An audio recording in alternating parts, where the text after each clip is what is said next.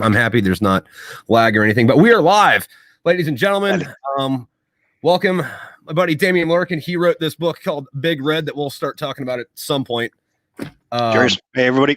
Oh, yeah. Also, fucking hope you brought your fucking Jameson because we're... Oh, yeah. We're looking for official endorsements now for the show. Jameson, hook us up with a sponsorship, yeah? Yeah. Actually, your bottle's different than ours. Really?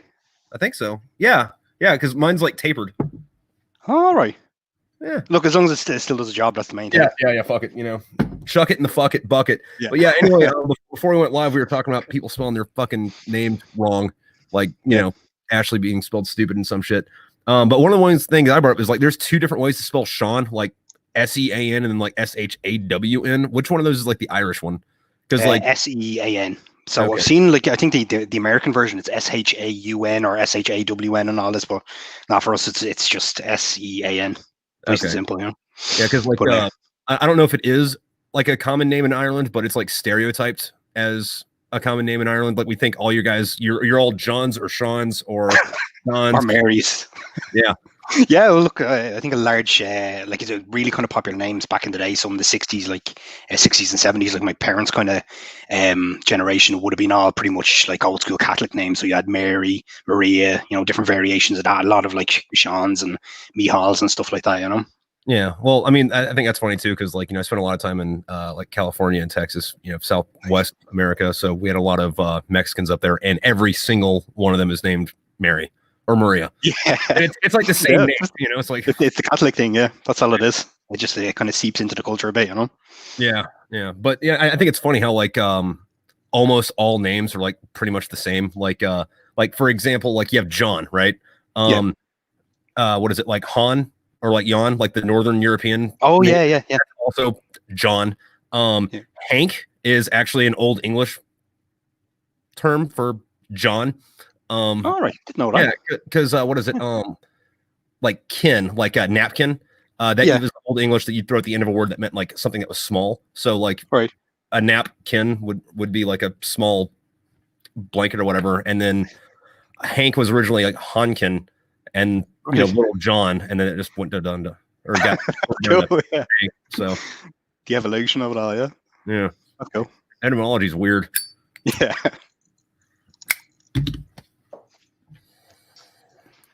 Yeah. So, hey, can you talk to us a little bit about Big? Actually, how much can we talk about Big Red? Because, like, you know, I know you don't want me to like just dive into it and you know start giving away spoilers and all, because you know stuff happens that you don't think is going to happen, and then it turns out that it's one thing, and it turns out it's not actually that; it's something else.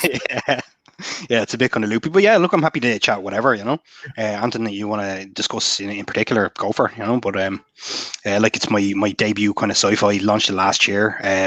And again, it came out of nowhere kind of thing, because I was doing the kind of indie author approach thing, where I self-published my first book about 3 years ago, just because I really kind of badly wanted to kind of try writing.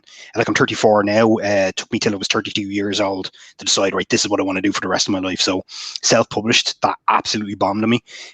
Wrote Big Red, submitted everywhere, kept getting rejections. And then like at the last minute found out about these things called Twitter pitches. So you basically just tweet or like a pitch your book, agents and publishers all look for it, and I end up getting like I think it was like 3 likes. 2 independent kind of publishers expressed an interest, and just kind of went for it and haven't looked back since. So it's been a bit of a roller coaster, you know, especially because I'm such a newbie to it all, you know.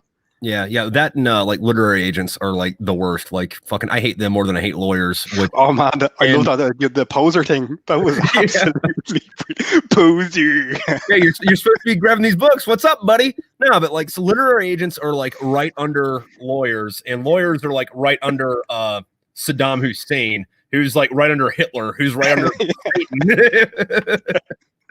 Oh, that was brilliant. What was the story behind that? Like, was because remember vaguely hearing something like you knew someone or you knew an agent and you were just looking for a bit of advice, but they were like being a wanker or something. I have a buddy. Did you say wanker? That's yeah. We don't use it over here. I fucking love it though. Like, but you know, if I call somebody a wanker over here, they're like, dude, you're not English. Shut the fuck up. Really? Yeah. It's not common over there, you know. It's a great word. Like, it's one of my favorites. Yeah, wanker, wank bag, you know. Wank bag. Yeah, no, but I had a buddy that did he was a ghostwriter, so like his name isn't any on any books unless you like look in the back. But you know, it was all like fucking like he wrote a couple books that, Navy SEALs wrote, but it's really just like, hey, I want to write a book, but I'm a big dumb idiot. Can you write this for me? And I can slap my name on it. Yeah. So I was asking him for to help me out, and he put me in contact with this fucking literary agent, and apparently this dude was cool. So I was like, hey guy, what's up? I'm not pitching my book to you. I'm just looking for advice. Like what do I need to do before I come up to a literary agent, saying this and that, whatever. And like, here's my deal, what I got going on.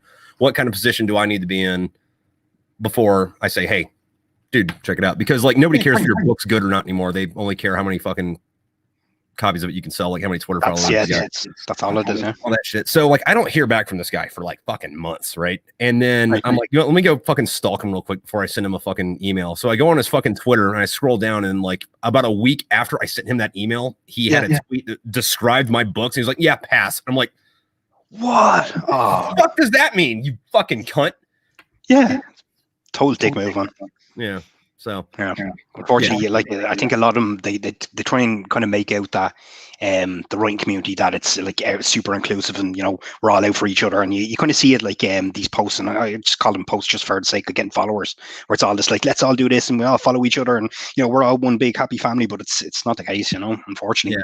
And there's too many kind of pricks like that who just I think take a certain pleasure of shitting all over somebody for the sake of it, I mean, you take nothing, even just if they had to send you like an email, said something like, hey Tripp, thanks very much for that, sorry I don't have time to go through it, you'd kind of say, right, that's the decent thing. At least he's kind of saying he's busy. But to actually to actively shit on someone's kind of work just to get a couple of post likes, it's dick move, fuckers.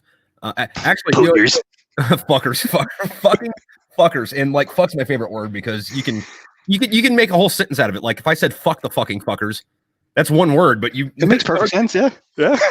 Exactly what I fucking meant. Like I find a lot of authors or indie authors on fucking Instagram, and I think the actual authors community is fucking great. Like I don't know if it's actually helping anybody, because at the end of the day, most of it's just authors reading each other's stuff, and there's not a lot of, oh, by the way, other people who aren't writing books read my stuff too. But, I mean, at the very least, I think the people on Instagram are fucking. Yeah, but look, I think that's what you're looking for. It's like the sense of community and kind of connecting with each other. Like, and I don't even mean that in a sort of like lovey-dovey, huggy type of way, but it's the mutual support you can have off like interacting with people who are at different stages of the game. Like I'd be the first person to say I'm terrible at social media. I'm one of those. I can literally stick me in front of a crowd. I will talk for hours and hours and hours, nonstop, just constant shy talk.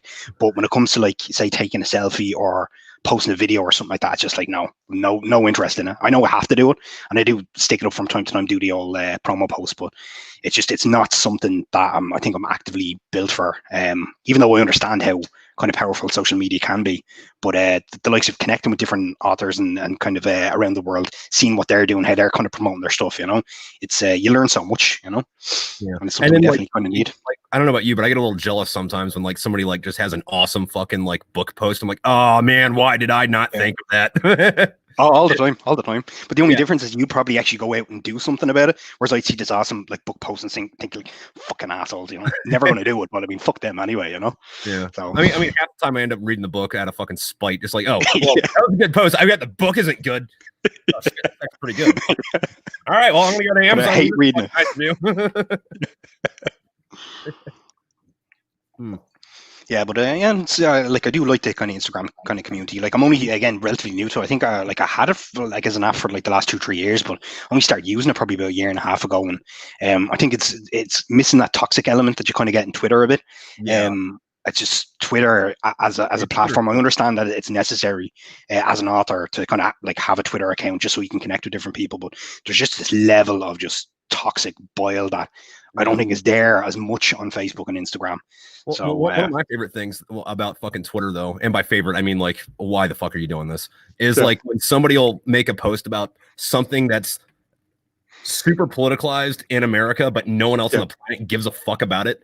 And then they're like, you goddamn insert political party here. And they're like, dude, I'm in Scotland. I don't give a fuck about that. I was talking about the grass, you dumb bitch. Yeah, it's so weird. Really is a very kind of strange platform. But so look, gotta use it. Yeah. Gotta be done to kind of get out there a bit. Yeah, everybody wants to jump to conclusions about shit and be dicks about it, but yeah, I don't know, it's kind of weird. Like I kind of miss the kind of pre-social media times, you know. Like I actively remember when like I was growing up, when I was a teenager, and the likes of these social media kind of apps and platforms, they weren't really that big. But I miss a time when I didn't have to know every single person's opinion on everything. You know, it's kind of it's almost kind of overwhelming nowadays, because like even if you didn't ask for someone's opinion, or you're not interested in a subject, you're just bombarded as soon as you go onto social media. So I kind of miss, you know, not, or like I suppose never knowing someone else's opinion unless I kind of ask for it, you know. Yeah, no, and like my end goal is I want to be famous enough to where I can just get rid of social media. Like I'll probably keep Instagram just because like it's fun, but like I want to be able to go delete Twitter, delete Facebook, delete whatever. But you know, current situation, it's like no, I need to. I know, yeah, but look, it's something to work towards anyway. You know, give it a couple of years. Yeah, I know. Yeah, meant to ask, what's the story with the books? You're doing 7, 8, and 9 now. Is that right? Yeah. So I have 7 done. I'm in the middle of 8, and then I'm gonna dig into 9, and I already got it all outlined, and it's been pretty good, like writing wise. I've just been like fucking busy, but like when I can sit down and like write, it's just like pouring the shit out. Totally flows out. Yeah, but then it's like I can't get back to it for a week because you know I got school and like house shit going on. But when I get those done, I want to release them all back to back, like maybe like a month apart or like 3 or 4 weeks apart. That way, ride the Amazon rhythm, but at the same time, fucking like I know you read a couple of mine, but you know how I like to leave like fuck you cliffhangers at the end. Yes. Oh, you bastard! Here's the next one. Couldn't believe it. Like I literally read the last couple of lines of book 3 and was just like, how the fuck can he do this?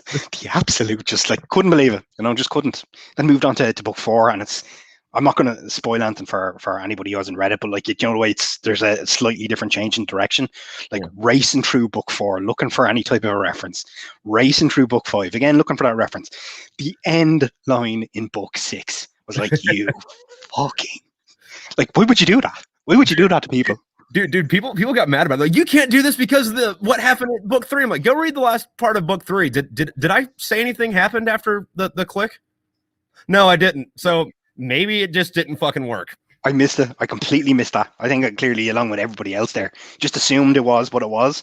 Like, oh no! But yeah, that was excellent. Are you allowed kind of give any spoilers in book 7? Does it pick straight up after book 6? Is it going in the direction we're thinking of, or? So the first chapter of book 7 takes place like 3 days before the last bit of book 6. Okay. And then so like that last like 3-page chapter is also the second chapter in book 7, just from the other person's point of view. Right. Cool. So, and just goes from there then.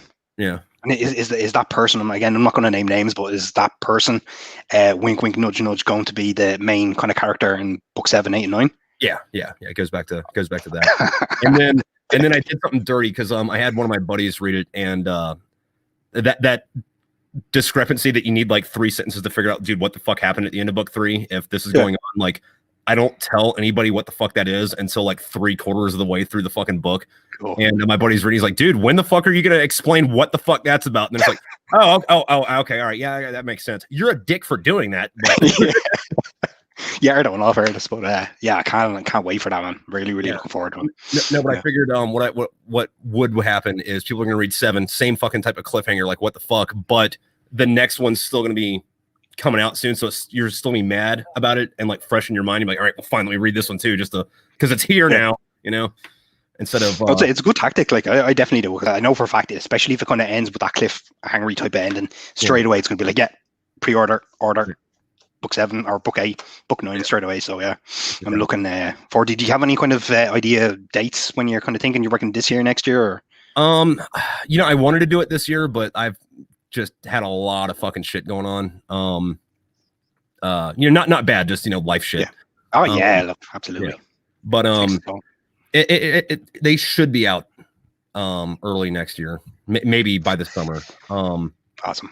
But fucking, I still gotta get somebody to like look over this shit with like a red pen and be like, no, you spelled that fucking wrong, or whatever. And then I still gotta do all the art for it and make the music for it, because they're gonna keep up with that with the music in the back. So yeah, it's a good little touch. Like I'm not a musician now myself, but I'd imagine if you kind of have that kind of musical background, or you're into that type of music, it'd be good to just kind of play the songs along or listen to it as a soundtrack and all. Like, so it's kind of gives it this real kind of 3D dimensional kind of aspect to it, you know, like between the art, the actual book, and the music itself. So it's clever. It's clever how it's done. Yeah, and I tried to like integrate all that shit because it's like, well, I mean, I can, and there's no one telling me how I should do this shit. So like, why the fuck not? You know, right? So and then at some point, I want to open it up and be like, hey, listen, if anybody else wants their books illustrated, call me. What's up? But I'm gonna wait till I have a little bit more free time with that one. Yeah, absolutely. Well, let's go. Good to hear. Did you ever kind of think about doing any spin-offs on it, or any kind of like novellas or kind of short stories based in the universe, or?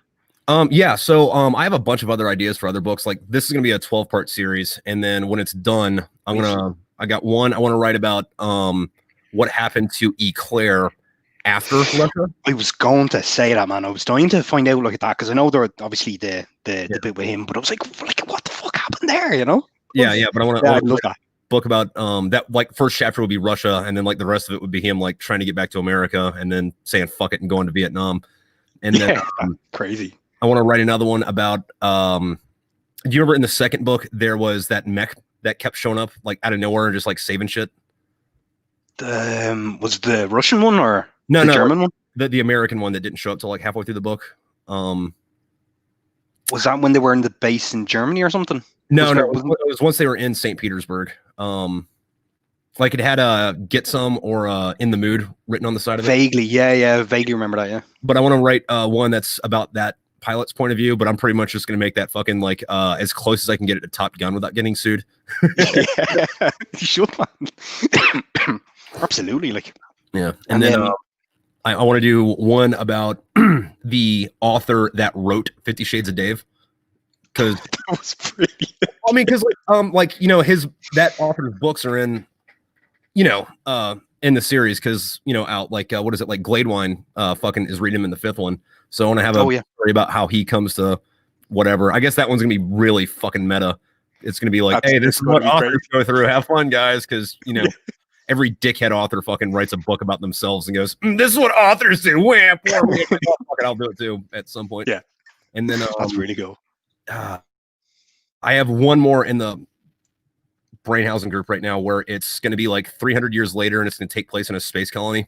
And it's pretty much just going to be, I don't really have this one tied up too much, but it's pretty much just going to be about a private eye because you ever listen to fucking Judas Priest? Oh yeah. Okay. No, I'm not kind of the world's biggest fan, but I grew up kind of listening to like the old school kind of heavy metal stuff, you know. Yeah, you know that song Electric Eye? It's about so when I was first hearing that song, before I figured out that it was about 1984, I thought it was about like a cyborg private investigator, you know, like Private Eye, Electric Eye. So I was like, oh, hey, that'd be a cool story. So I'm just gonna write a book that's deliberately misinterpreted Judas Priest lyrics. Cool. That sounds deadly, yeah. Absolutely. That's fair play. Yeah. Yeah, and then fucking you though. I don't know if you're planning on it. I think we talked about it a little bit, but I really want a fucking book about the guy that just got back from Vietnam. Lockhart. Yeah. I think you said it to me because you either you left a review or you left a comment or something like that, but you kind of mentioned him specifically.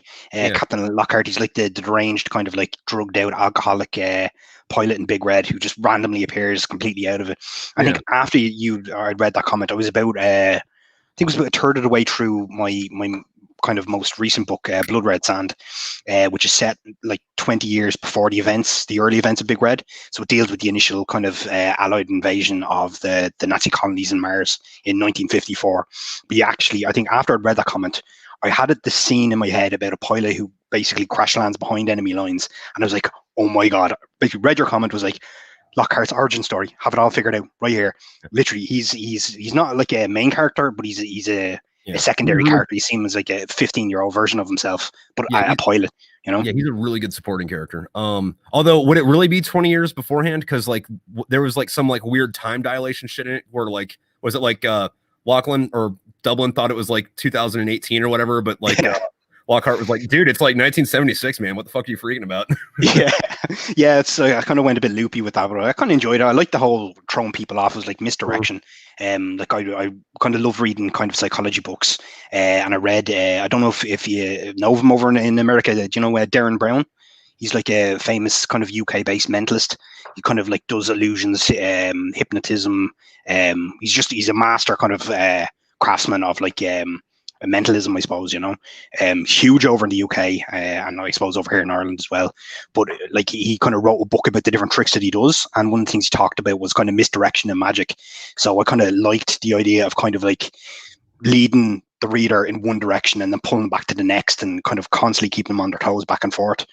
So I kind of mixed it up a little bit with that. But so the Blood Red Sand, it's set in 1954, and the early events of Big Red was 1975 going into 1976. So I think they referenced it a few times. They kind of was constantly talk about this, the Battle of New Berlin, when they went in, got rid of the Nazis. So this deals with the 3-day battle of New Berlin.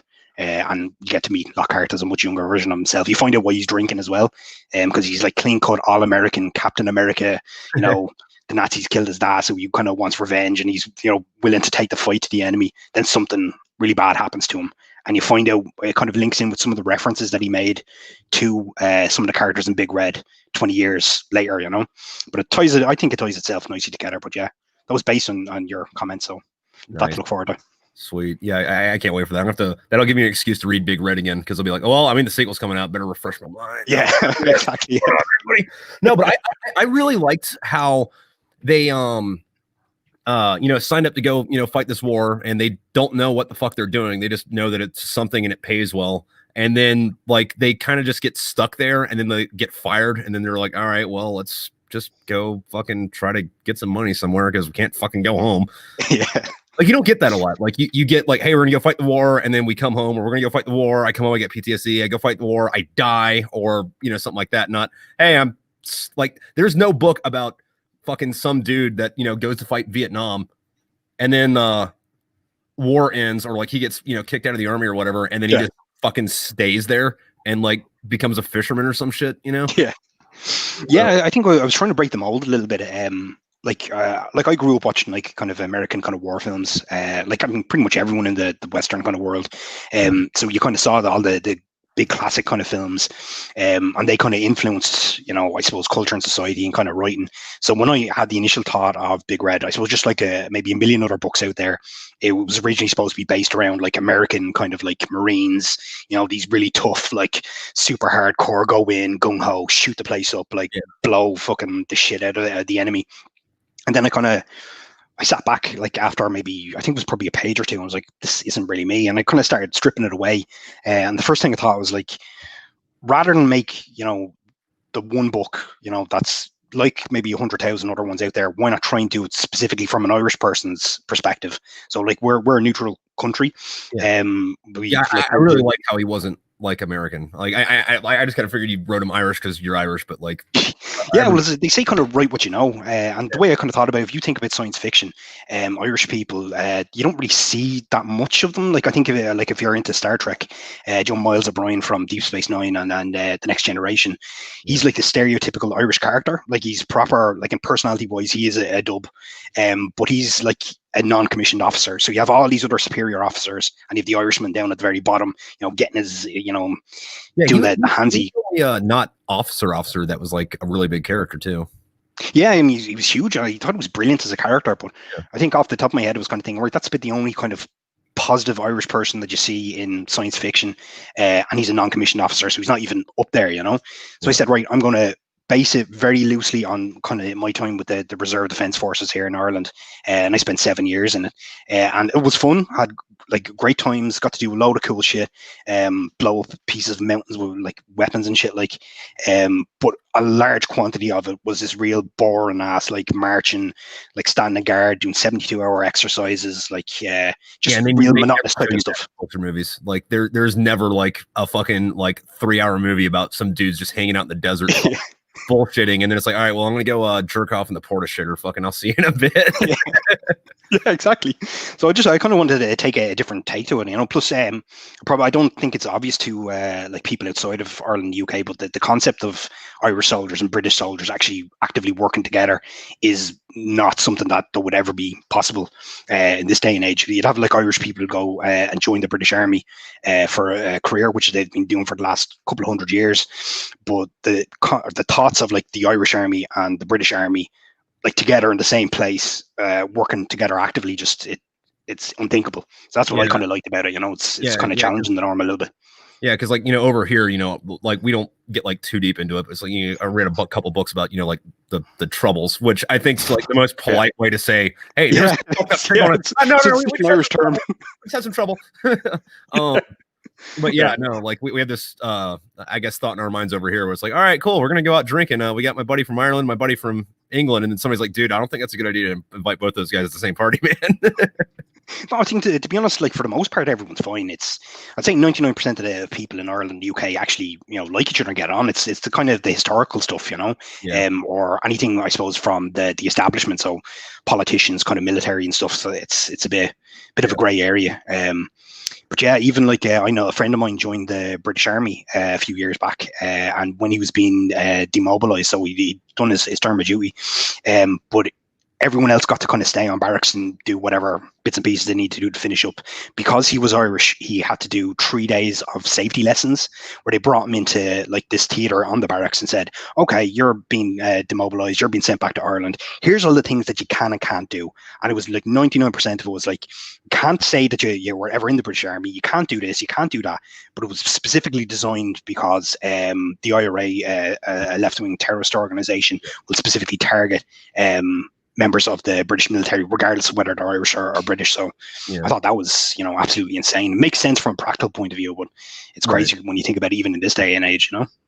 Yeah, no, fucking, yeah, it's kind of weird to think that shit's all going on, but like you look at, you know, the rest of the world, it's like, yeah, no, the whole planet's a fucking mess. Like, it's crazy. You know, thankfully over here things are 10 times better than what they were. We had the Good Friday Agreement. It's over, or was it 20? It's 15 years old. Don't quote me, or 20 years old. 20. I think it was 96. So what's that? 26 years. Yeah. Again, I could be wrong with that, but yeah, it's like since then it's been pretty good. You get like the fringe elements, like the extremists on both sides of the divide, trying to kick stuff off and trying to murder people just to get the war started again. But thankfully, we're nowhere near as bad as when I was growing up when I was a child. You know. Yeah. Yeah. Speaking of that, though, fucking not quite the same, but like we had these fucking classes we always had to take when we came back from deployment, and it was like just, you know, kind of like utter bullshit. But it's like, hey, we'll be trying together. We're gonna put you in the base theater, and then we're gonna teach you not to be an alcoholic when you get back. We're also gonna teach you how not to drink and drive, and we're also gonna teach you how to not get mad and beat your wife. And also we're gonna teach you to not develop a fucking heroin habit. Jeez. It's like, okay, I don't really need to sit here for 4 hours while somebody teaches me why rape is bad, but I kind of figured I understood that, but sure, fucking next slide, motherfucker. Yeah, I suppose it's always like a minority people kind of ruin it for everybody there, you know. I'm sure like probably the vast majority of people have their shit word when they come back to, you know, kind of what's up and what's down, but there's always that kind of minority who kind of ruin it for everybody, you know. Yeah, you get that 10% that's just fuck ups. Yeah, you get it everywhere though. It's all aspects of life, unfortunately, you know. Cannot get away from that. Fucking cheers to that. Hey. Aye. Yeah. And what's the story with you? You're editing the Marines now. How long are you out? If you don't mind me asking. So I was in for a little bit less than 12 years. I got out summer of 18. Actually, I got out this long ago. Right. So you haven't cut your hair since? No. So cool. I don't know what's like in the Irish military. I know the Brits though, they can like have what you would consider just like a regular fucking haircut. You know, we had to have, you know, buzz sides, and, you know, hair can't be longer than 3 inches, but no way. The individual hair can't be longer than 3 inches, but it can't stand up more than an inch. So you had to like, you pretty much just had to, you know, have your head fucking buzzed the whole time. And like, it was like, they were strict about it. So it was like, you had to get a haircut every fucking week. And I was like, you know what? I'm gonna wait till I get my money back from spending fucking $15 a week to get fucking haircuts for fucking. Just let the locks flow. Yeah, that's cool. Yeah. So even if you kind of went on deployment and you've moved up the ranks, you still have to shave your head every week. Yeah. Like it depended on who you're with. Sometimes it got a little bit more lax. Like if you were on one of the bigger bases, yeah, you were doing that all the time. But yeah, we were at this place called Barrows, fucking out in the middle of nowhere, Afghan. But like we had like half of a fucking platoon there. Like the senior guy was a fucking staff sergeant. And like we all had like our hair out and shit. And then at some point, somebody got it in our mind, hey dude, let's fucking cut all our fucking hair into fucking mohawks, right? So we all had mohawks, right? Yeah. And the sergeant major fucking ends up coming out there, you know, it's like on fucking announced just to see how we're doing. And he's like, all right, listen, guys, I know shit's a little bit rough right now. I don't care if you don't get haircuts, just don't have that fucking haircut. Right. Shave your fucking head. Brilliant. That is brilliant, man. Yeah. But like over there, most people just fucking like somebody will have just clippers and just knock it all off so you don't have to fucking deal with it. Cool. That's always handy, yeah. But they will still crawl up your ass about not shaving though. Gee. Oh yeah. Well, look, that kind of makes sense. Weird, but right, kind of makes sense. Which the only reason that we started shaving in the first place was so that gas masks would fit in World War I. Because like before that, we could have like normal-ish hair and like maybe this much beard and it'd be okay. Yeah, I mean, you see it in all the old kind of pictures, like all the old lads with the big, huge kind of beards, you know, especially all the Civil War stuff, you know. Yeah. So I didn't know that was due to gas masks. That's but then it's like, hey, listen, 100 years later, I highly doubt the Taliban has mustard or sarin gas, but okay. Sure, yeah. Let's go with it.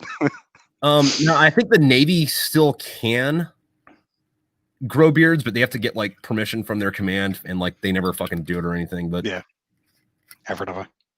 Yeah, fucking. I don't know. There's some military. I don't know. I think it's the Greeks, but there's like a specific legion. I think it's like the engineers.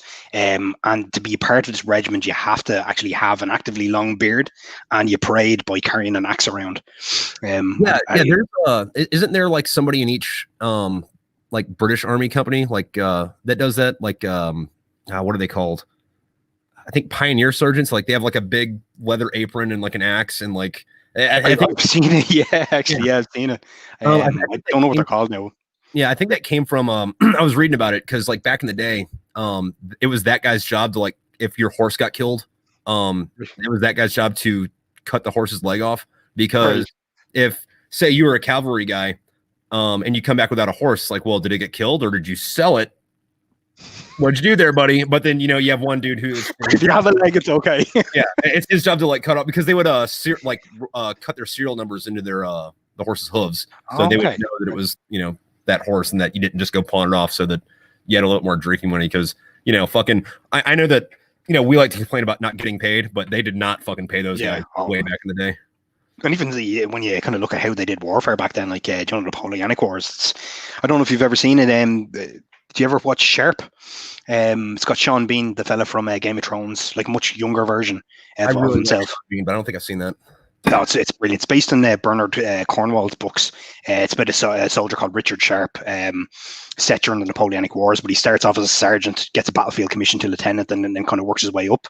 But it's crazy when you look at it. Like he's part of this crack kind of rifle squad called the Chosen Men, and they're known as the Chosen Men because they can fire 3 rounds per minute, whereas everyone else can only do 2 rounds.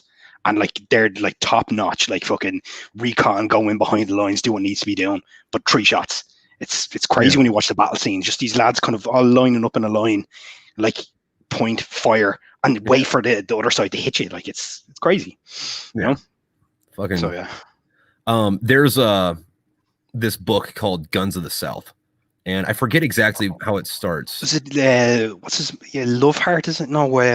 Harry Turtledove. Turtledove, love him. Yeah, I don't think I've read that one, but I've heard of it. So pretty much what happens, I forget exactly what it is. I don't remember if it was the Soviets or eco-terrorists or something, but they go back to the American Civil War and they give the South AK-47s. Oh yeah, I heard about. I remember reading about it. Something. It's like is it apartheid South Africa or something? Some white supremacist group go back, give the Confederates all these machine guns, and they just wreak havoc. Then, you know. Yeah. It's fun because like that would never happen. But like you like everyone's had that fantasy about like going back to like old warfare with everybody online and just like having a fucking machine gun. Just going to town. Yeah. Actually, I like some of his other books he did based on the American Civil War. I can't think of the name of them now, but it's all kind of around the Confederates won the Civil War because Britain and France sided with them for whatever reasons. But the British and French like started raiding what do you call it? The Union kind of side. So the Union basically sued for peace. So we ended up having two separate kind of states.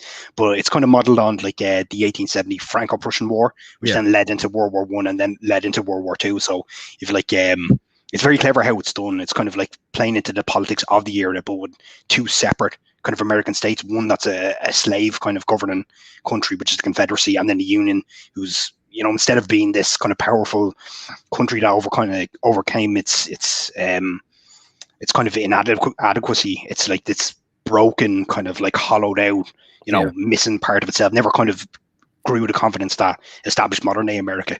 So it's a fascinating kind of series, great to read if you ever look for something. You know? Yeah, in the ending, the later books in that though, didn't they start a second front in World War I, like in Kentucky or Tennessee or something, where the Union, or I guess America, sided with the Germans and then Britain and France? Yeah, that's it. Yeah. It was like, and then that kind of evolves in. You see, like, there's a character, I think it's Jake Federson or something like that. I think, could be wrong, but he's like fighting on the Confederate side. He's like a corporal in the Confederate Army who gets wounded towards the end, and then blames the loss of the war on the blacks, which are like kind of slaves in the Confederacy, and then he basically becomes the parallel of Adolf Hitler, sets up like some mad kind of like, I think their Freedom Party they're called or something like that, and kind of like leads takeover of the Confederacy and then builds up to World War II. So it's absolutely crazy. Great books. There's a lot of crazy what if stuff. There's actually a YouTube channel called Alternate History Hub that talks about all kinds of shit like that. No way. Remind me, I'll send you a link. But yeah, they did some stuff on that, but they'll do stuff like everything from like, you know, oh, hey, what if this person wasn't elected president, all the way to like, hey, what if Pangea didn't break up? You know? Yeah, that's cool. That's very cool. Because I kind of like all that type of stuff, you know, just trying to speculate and kind of figure out what like little things could have made a difference. Even I think tying into that, the Harry Turtledove series, it all hinged on some battle. I don't want to say again, I'm not 100% on American history, but I think is it the Battle of Little Bighorn or no? So it was Gettysburg, and what happened in real life was a runner to deliver a message to say, hey, listen, the army's moving here. I don't remember if this was Confederate or Union, and that guy got captured by the other side, and they're like, all right, hey, we need to like move the army over here to fight. They're coming up here. And then I think in the books, what happened is that guy just delivered the message, and like that little one little thing like that, you know, one messenger, and that changes the outcome of an entire kind of nation's history and even the world history. So I think that type of stuff is really kind of interesting. You know, I'd love to kind of come up with my own kind of version of it. I've been teasing something out a little bit for a writing project down the line, but I'm not 100% on hammering it out, you know, like some sort of alternative history to World War II with, you know, Operation Sea Lion. When the Germans were trying to take over the UK, I kind of wanted to tie that in with the Nazi kind of planned invasion of Ireland, which was Operation Green, and try and kind of do something along that, but I haven't really teased it out too much yet. Well, I mean, there's also like secondary stuff that a lot of people don't think about. Like, it's like, oh, well, hey, what if, you know, the South won the Civil War? It's like, cool, there'd be two countries now. Sweet. Yeah. But what you don't think about is, or what most people don't think about is, if the South won and the country broke in two, everybody in Europe would have been like, hey, look, democracy doesn't work. Keep the royalty, because if you let people decide shit, you're just gonna get chaos. Big time. And I mean, that could have led to like maybe there being no Napoleon then. So like you wouldn't have had the system of modern day laws right across Europe. I don't know, maybe you wouldn't have had World War I, World War II, or would have different versions of them. So it's interesting when you kind of think it out, you know. Yeah. But I'll check out that YouTube channel. Good call. Yeah. Remind me, I'll send you a link. I think it's just Alternate History Hub. They're well done and thought out too. Like, I'm pretty sure this dude reads like 5 books for every 3-minute fucking video he makes. But I wish I had that kind of fucking dedication. No commitment to the cause right there. Yeah. Oh yeah. No, that's fucking dream though. Fucking yeah. Oh, another one though. Since I'm trying to think of book shit, there was a lot of Starship Troopers in here. I fucking appreciated that. Yeah, to be honest, I didn't even read Starship Troopers till I was halfway through the editing process. And this is after I'd signed the deal for it. So I'd seen the film and I absolutely love the film. But like when I originally kind of pitched Big Red, I kind of pitched that as a science fiction. And my publisher just basically came back and said, well, it is a science fiction, but it's also a military science fiction, which is fantastic for us because military science fiction is our highest selling genre, or one of the highest selling. So she was like, yeah, love that straight away. But I'd never really heard the term military sci-fi. Like, I mean, it was only after I kind of researched it and I was thinking, well, I like Battlestar Galactica, the rebooted series. I like Starship Troopers.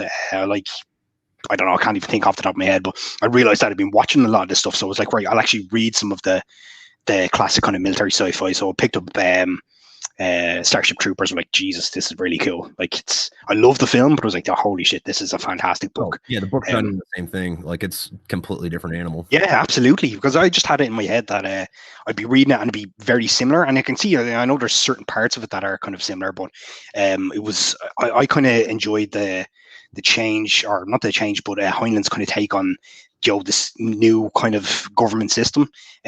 So like democracy's gone, the veterans have taken over, how you're contributing to the state voluntarily, and they talk you out of it, Yeah, democracy wasn't gone. It just, hey, it evolved. Yeah, they basically removed or disenfranchised large sections of society and basically reserved it for veterans. And I was like, geez, that, in a weird way, kind of like, it's like, wow, that's, if there was some sort of global cataclysm, that kind of makes sense, But, well, I mean, like, there's always a global cataclysm because, like, even in Star Trek, before all the Star Trek shit, like, if you get deep into the fucking lore, like in the 2020s or 2030s, like, we're supposed to have like World War. Oh, the nuclear war, wasn't it? Yeah, and then after that, it's supposed to be like Mad Max Beyond Thunderdome for like fucking 50 years, and then the guys with the drugs, like, you remember the zip line, and the machine guns and shit, like. Yeah, and then like after that, somebody's like, "Hey, we should probably get our shit together."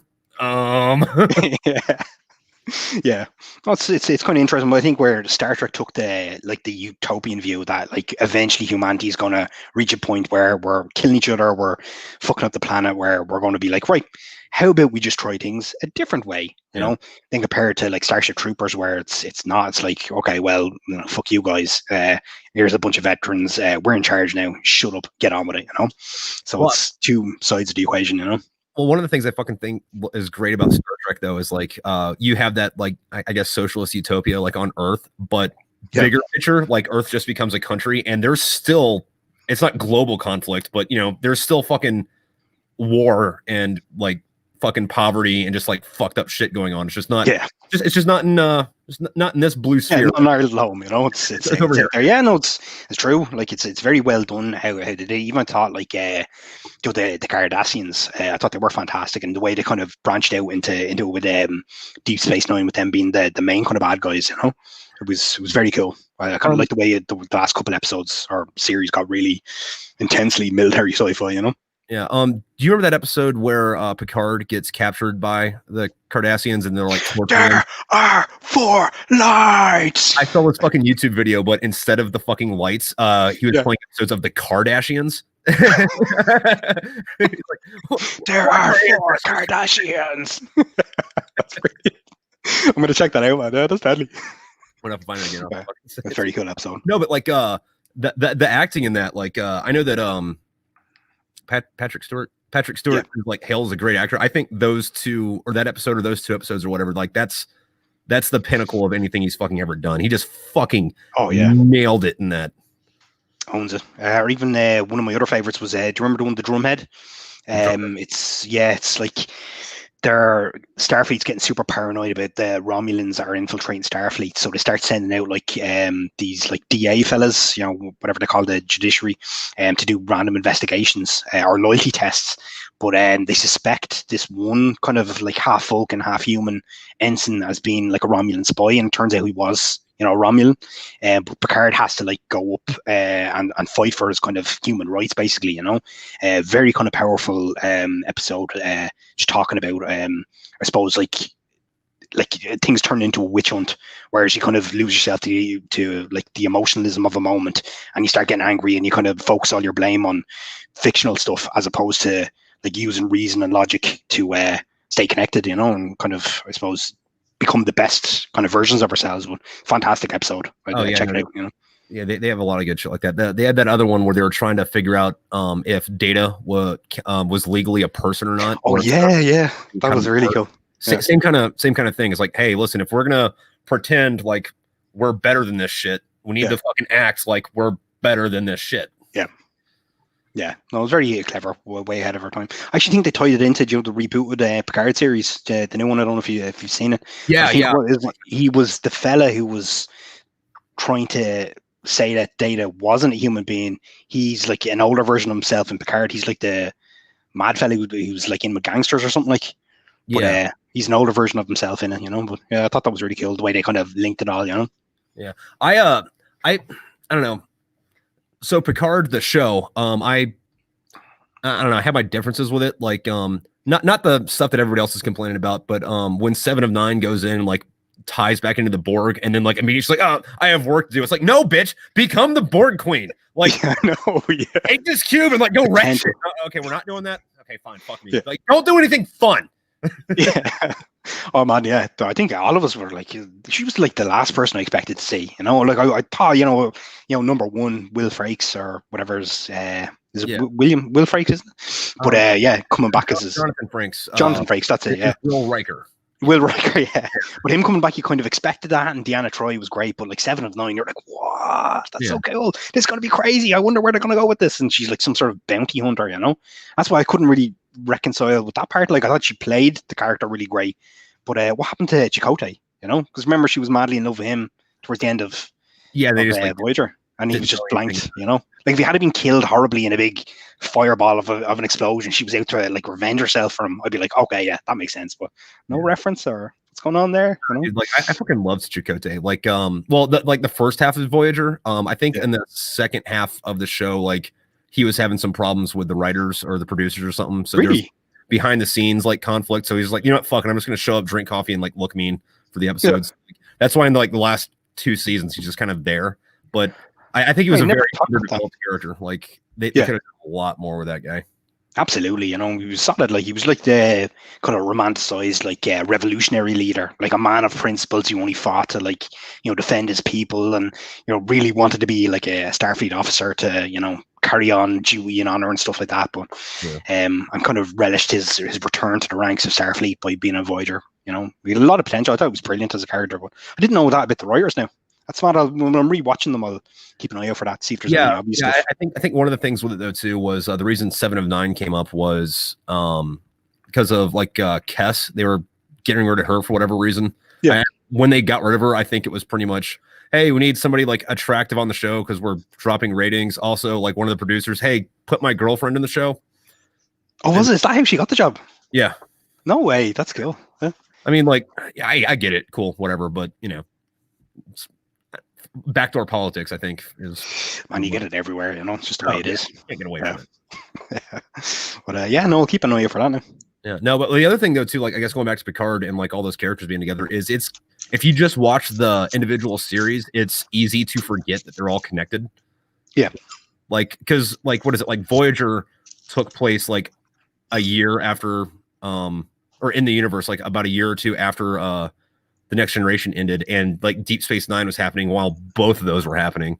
Yeah. So it's kind of easy to forget that they're all part of the same.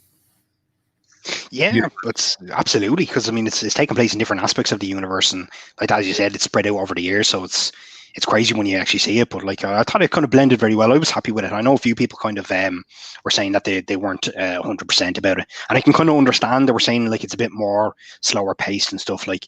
But I mean, I grew up watching Star Trek: The Next Generation. Picard is to me the epitome of the male kind of like role model. He's just this leader, badass type of dude, and so seeing the older version of himself, loved it, like, you know. So Star Trek, because of the character Jean-Luc Picard, is proof that there is a utopian future, because he's a Frenchman who doesn't speak French and has a heavy English accent, which tells me in the future there's no more fucking France. England fucking won. I'd say, yeah. Very entirely possible, you know. But then again, it's also easy to go down the alternate history thing where instead of the worlds coming together for Star Trek, it just, hey, it's the British Empire, but they won this time. It's like, God damn it, really? Can you guys like stop for like 5 fucking minutes? Did you hear the one of the episodes? I can't think of the name of the episode off the top of my head, but it was banned from British TV for 20, 30 years. 20, no, probably about 20 years. But there's a reference in it where they're talking about terrorism as a way to wage war and gain political power. And Data, he's sitting at the helm and he's kind of listing it all off. And he's like, it worked for the French resistance in 1944. It worked for the Viet Cong. It worked for the Irish Republican Army in the year 2026. Yeah. So because of that, they banned that episode for ages. Because of obviously what was going on over here. Yeah. And I only actually seen it for the first time maybe years after it came out. But I thought that was really cool. And so nowadays, because everyone's talking about Irish reunification again, given Brexit and what's happening, everybody's kind of like, there's all these memes all over Irish Twitter. It's kind of like, 2026, eh? So you just like cut that like 2 seconds out of the fucking video and just show the whole episode. But I mean, no, maybe they did. I just remember it kind of struck me because I was like probably in my teens at the time, but I remember reading about it. There was like a special screening over in the UK of this one episode that, like, for whatever reasons, you could never see the full part of the episode because it made a reference to Irish unification. And even you see there's an episode of The Simpsons, and I only, again, because like over in Ireland we like watch a lot of British television stations, but there's one episode of The Simpsons set during Paddy's Day, what do you call it? Paddy's Day, St. Patrick's Day. Yeah, I've heard that, like, it's the biggest kind of gripe people in Ireland have is like people call them the patties, like Pattys, whereas we call it paddies.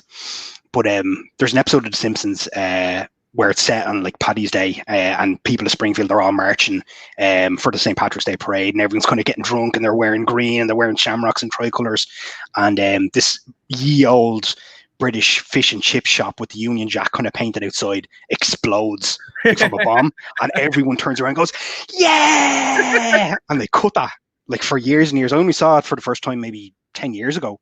But like all through my childhood, like I wouldn't have seen stuff like that because it was on a British television channel. But yeah, it's been insane. That's fucking hilarious, though. Yeah, it was crazy. It was like, oh my god, what are they doing? It was surreal. The like balls on these fuckers. Yeah, absolutely. So yeah. You, just for the record, you definitely call it like Patrick's Day. You wouldn't go out of your way to call it Paddy's Day or anything, would you?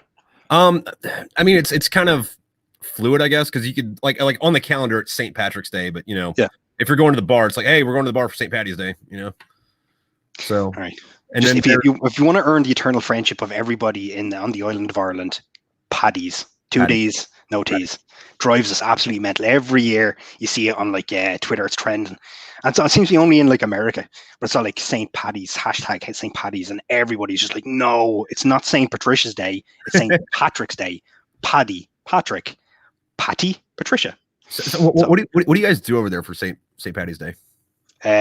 March, get really drunk, and sing a lot of patriotic songs. Okay, so it's the whole day. Got it. Yeah, pretty much. Yeah. We couldn't do it this year because of the pandemic, which was really weird. So everybody just ended up going to these landmarks. We're all kind of dressed up in the tricolour, and you kind of paint your face or wear kind of like a load of like green stuff. But we ended up all standing on a mountain. Which is like, I live in southwest Dublin, so the mountains are kind of like just over there. But like everybody's socially distancing on a mountain, so we're kind of like, we can't have our parades, we can't have our pubs, we can't do anything. We're all together, yet we're apart, and we're on top of a mountain, not drinking, which is surreal. It was a great atmosphere, but like, strange thing I've ever seen. Like sober right now. Yeah, it was very weird, because like, I mean, over here the pubs are only closed 2 days a year, so Christmas Day and Good Friday, which is like the Friday before Easter, and even then, like we had this landmark kind of like Supreme Court ruling about 2 years ago that said you have to actually open on Good Friday, so it's only Christmas Day is literally the only day of the year when a pub is closed. And people every single day as long as I've been alive, giving out stink that pubs are closed on Christmas. And the government actually had to bring this in, I think it was in the 60s, to kind of say, well, look, there should be at least 1 or 2 days when bar staff don't have to actually be in a pub and should spend time with your families. Yeah, what 1 day a year and people giving out stink. And already we've done, 3.5 months of it. Not a bother. Nobody giving out. You know, it's surreal. I've never, like, an Irishman living in a country where pubs are closed is just unthinkable a year ago, and now it's kind of like the new norm. You know, even pubs being closed at 11:30 is just, what, really? You know, that's crazy. But is it the same way in Ireland? Because I know in England, bars close at like fucking midnight. Yeah, I think they do it in a really different way. So over there, if they have like a closing time, so I think it kind of varies in pubs, whereas we have a more kind of standardized approach over here. But in England, say if they have like, I think they call it last call. If last call is at 12 o'clock, you're expected to be off the premises at like 12:10. There's no kind of leeway at all. Like, whereas over here, we might have last orders at like 11:30, which would go on till maybe 11:45, 10 to 12. You got the guts of about an hour to finish off your drinks, and then you have to fuck off. So you're probably only stumbling out of the place about 1 a.m, you know. Yeah. But it's really, or used to be at least anyway, very kind of laid back and chilled. Whereas over in England, it's really rigid. It's like last orders, last call, get out the door, go. You can have 4 points in front of you. Gone, forget about it. They're out there. Whereas over here, if you pay for a point, you drink a point, you know. Yeah, no, it's you know, like over here, it's different from fucking state to state. But down in New Orleans, the bars aren't open 24/7. They're closed from like, I mean, you know, granted, you know, different from establishment, but there's a line of bars where they all close from 5 to 6 in the morning. But if you get 6 beers at like 4:50 in the morning, you can sit there and drink your beers until 6 when they open back up, and then like get breakfast and like a tequila sunrise and just fucking keep going. Keep going, yeah. That's deadly, yeah. That's the way to do it. They can't serve you during that hour, but I mean, if you just want to have beer an hour. Winning, yeah. No, we wouldn't have anything like that. We have like early houses, pubs that would kind of open at like 5 in the morning, and probably only serve to like 1 o'clock in the day. But they'd be specifically for people who are kind of like working late shifts or doing some sort of like, you know, semi-important job kind of thing, you know. That they, you know, the old Irish thing is like, after you do a job, you want to have a point, and they can't do it because they're working late shifts. But it's very heavily kind of monitored, you know. But no such thing as a 24-hour pub over here. Yeah, I think the only 24-hour ones that are actually 24-hour is in Vegas, but I mean, Vegas is its own fucking beast. I'd say, yeah. It sounds. Have you been to Vegas yourself? Oh yeah, no. So I was stationed about 2 hours away from it for like 3 years, and it's cool because like 29 Palms is out in the middle of the fucking desert. There's fuck all there, nothing.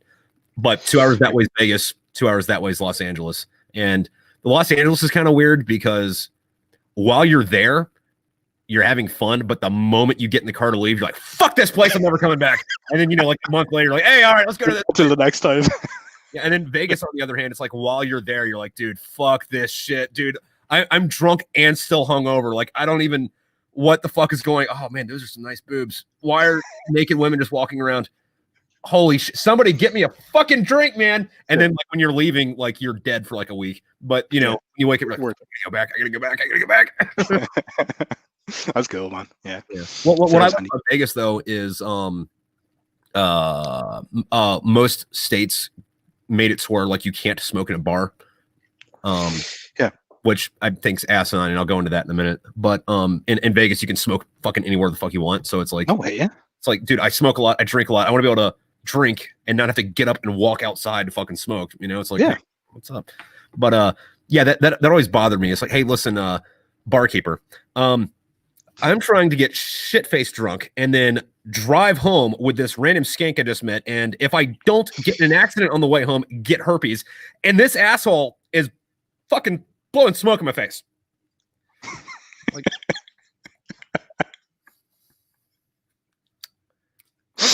right there, dude. But you know, okay, all right, cool. Yeah, listen, fucking. You drank fucking 6 handles of fucking like cheap gutter wine tonight, but yeah, smoking, some other guy smoking in here is gonna fuck you up. Gotcha. Yeah, it's a weird one. Like I worked in the pub trade over here for about 10 years, and I was here when we brought in like the no smoking legislation in 2003, and it was great because I used to kind of smoke off cigarettes now about 7 years, but But I just remember, like pretty much everyone else in the pub industry was like, this is going to kill the industry, because I mean, like we'd all kind of like go out for like drinks after work, and nothing is better than a pint and a smoke. You know, even I'm not like, I haven't smoked in 7 years, and even I remember just how great it is to have a nice pint of Guinness, get out your 20 John Player Blue cigarettes, spark up, and just chill. The world is at peace. So I remember like feeling very bitter about that. Even now, as a non-smoker, I'd be the first to say I think it was crazy. Like it makes perfect sense in the you know, looking after people and health and all that, and but at the same time, just part of you deep down is just like, man, it's like, yeah, I know this is bad, but hear me out. Just drink this, smoke this, chill out for a minute. Yeah, just chill. We're gonna can't beat it. Thin Lizzy on the fucking jukebox. Just hang out for 5 minutes. Just hang out for 5 minutes. And you're like, oh yeah, shit. Oh yeah, it does. It makes all the difference, you know, like taste wise. Yeah.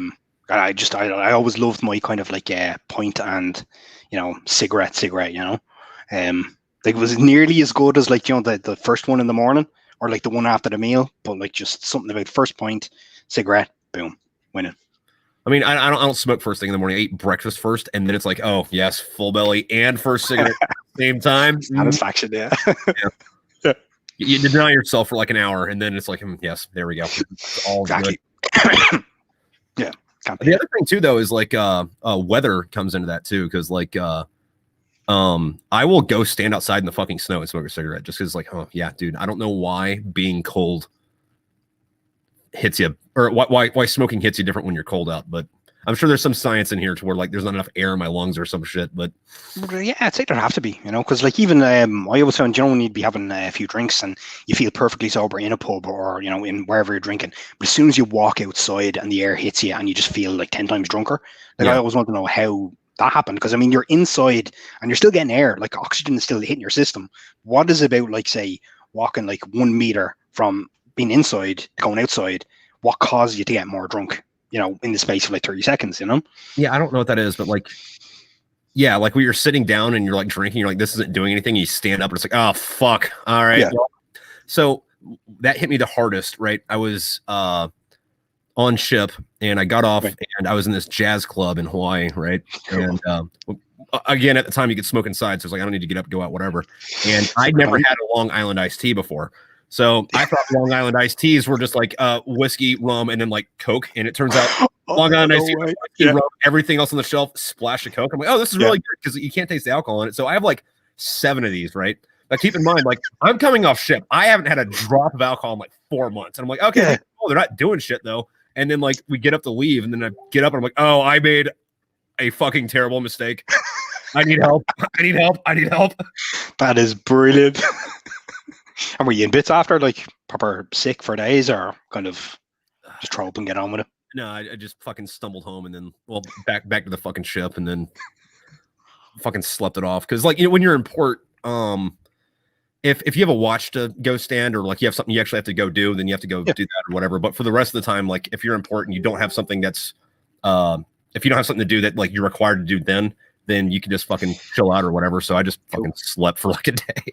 Same, man. Yeah, they're lethal, Long Island iced teas. And I think the thing is, even with all that, like different type of liquors and alcohols in there, it still tastes nice and it goes down easy. It's just, it kind of creeps up on you. It's kind of like Captain Morgan's and Cokes, or Captain Morgan's and Orange. No, it's not really my drink, but I've had, like, they were very popular here about 5-6 years ago. And it was all the craze because like we'd never had like Captain Morgan's before. Yeah, no, not really. Like it was all kind of dark rum or light rum, so like Bacardi. But like it was like, no, it's probably not even 6 years, probably 10 years. But there was a time I was still working in the pubs when this new drink came on the market, and it's called Captain Morgan's, and it was like, whoa, look at it, the Captain on the bottle, and it's supposed to be nice, you know. And it's crazy to think about. You guys didn't have that.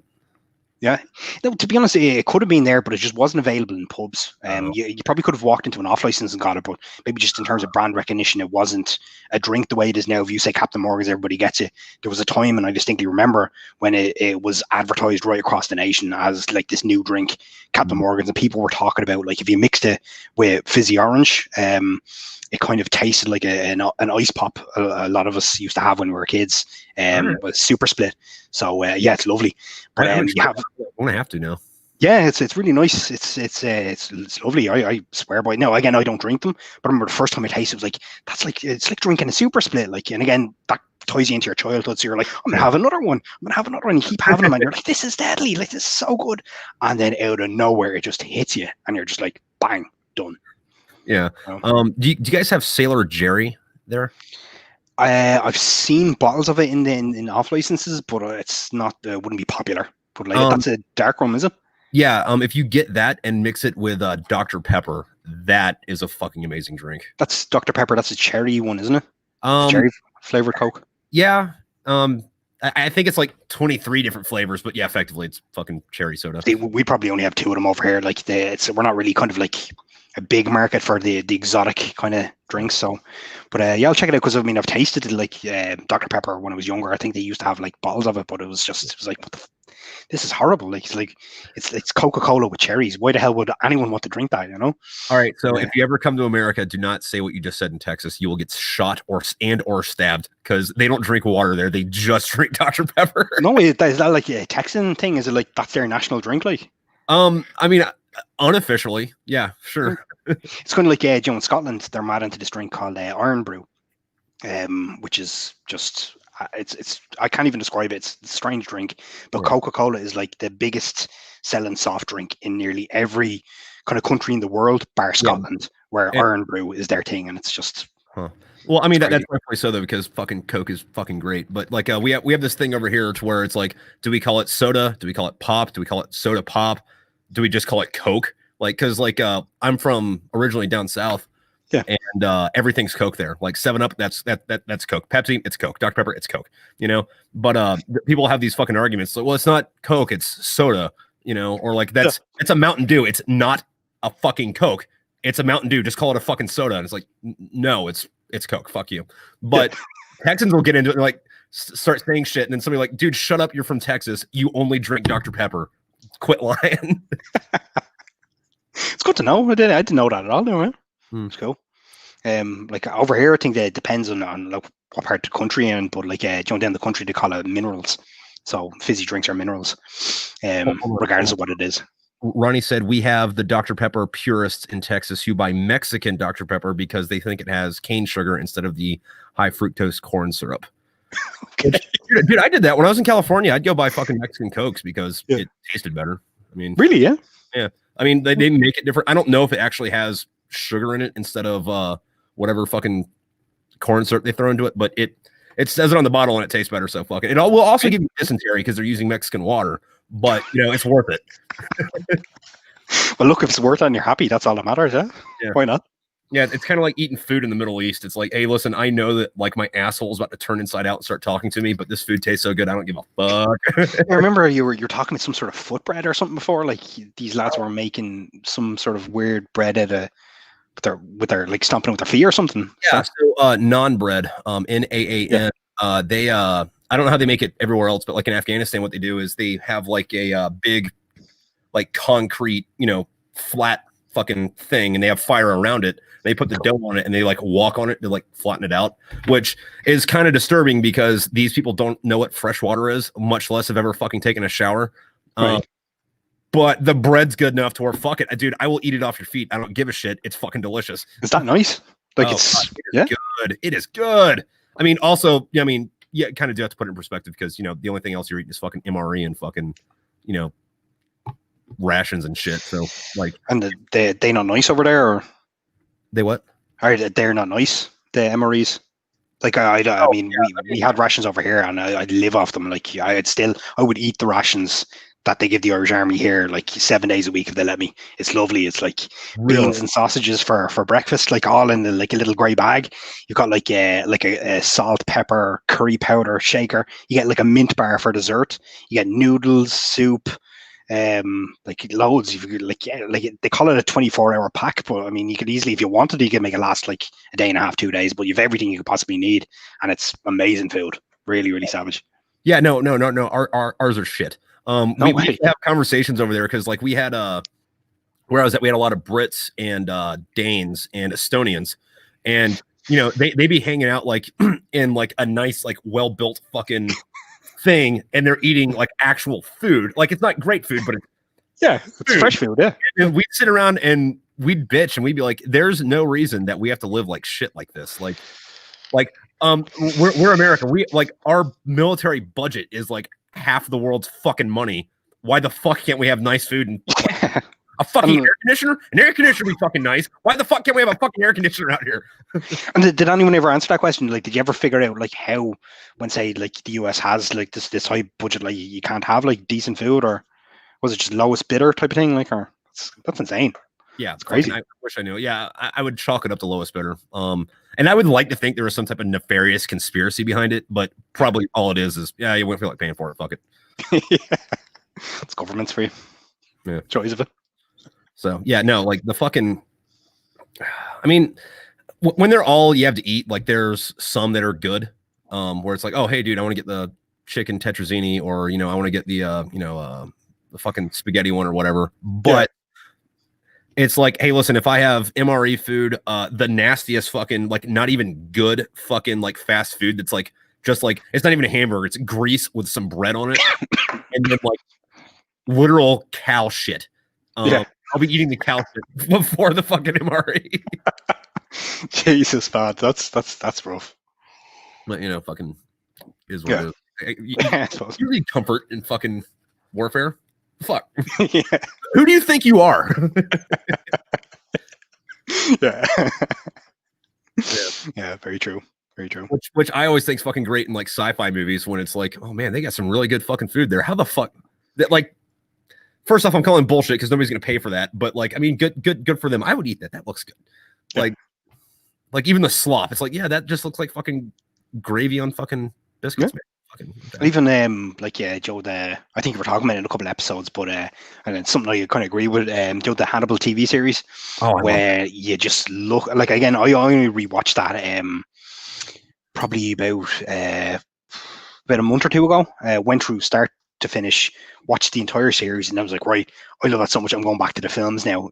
Started with Manhunter, worked up the Silence of the Lambs, basically watching in chronological order. Couple days ago, Manhunter's fucking great, but yeah, it's crazy. Just track is fucking badass too. Yeah, that's the whole in the Gata Davida kind of bit, like when he goes on the rampage and you see the picture, it's like the moon, or is it the moon, or is it Mars or something like that? Like he pulled out the shotgun, like, and he's going, it's crazy. The window at him and immediately just gets knocked the fuck out. Yeah, it's insane. But the TV series, just the way he kind of like puts all that preparation into food, and he's eating kind of human beings. Food porn. Yeah, it's just crazy. Like I don't think there's any person who's watched that series who said, if he didn't try and eat me, I'd definitely go ahead and eat that. I'd gladly sit down with him. That's an eat me thing, not an eat somebody thing. Because I'd be digging into that. I'd be like, well, that's actually Bill. I'm like, good, Bill's a dick. Fucking great. Hated that guy.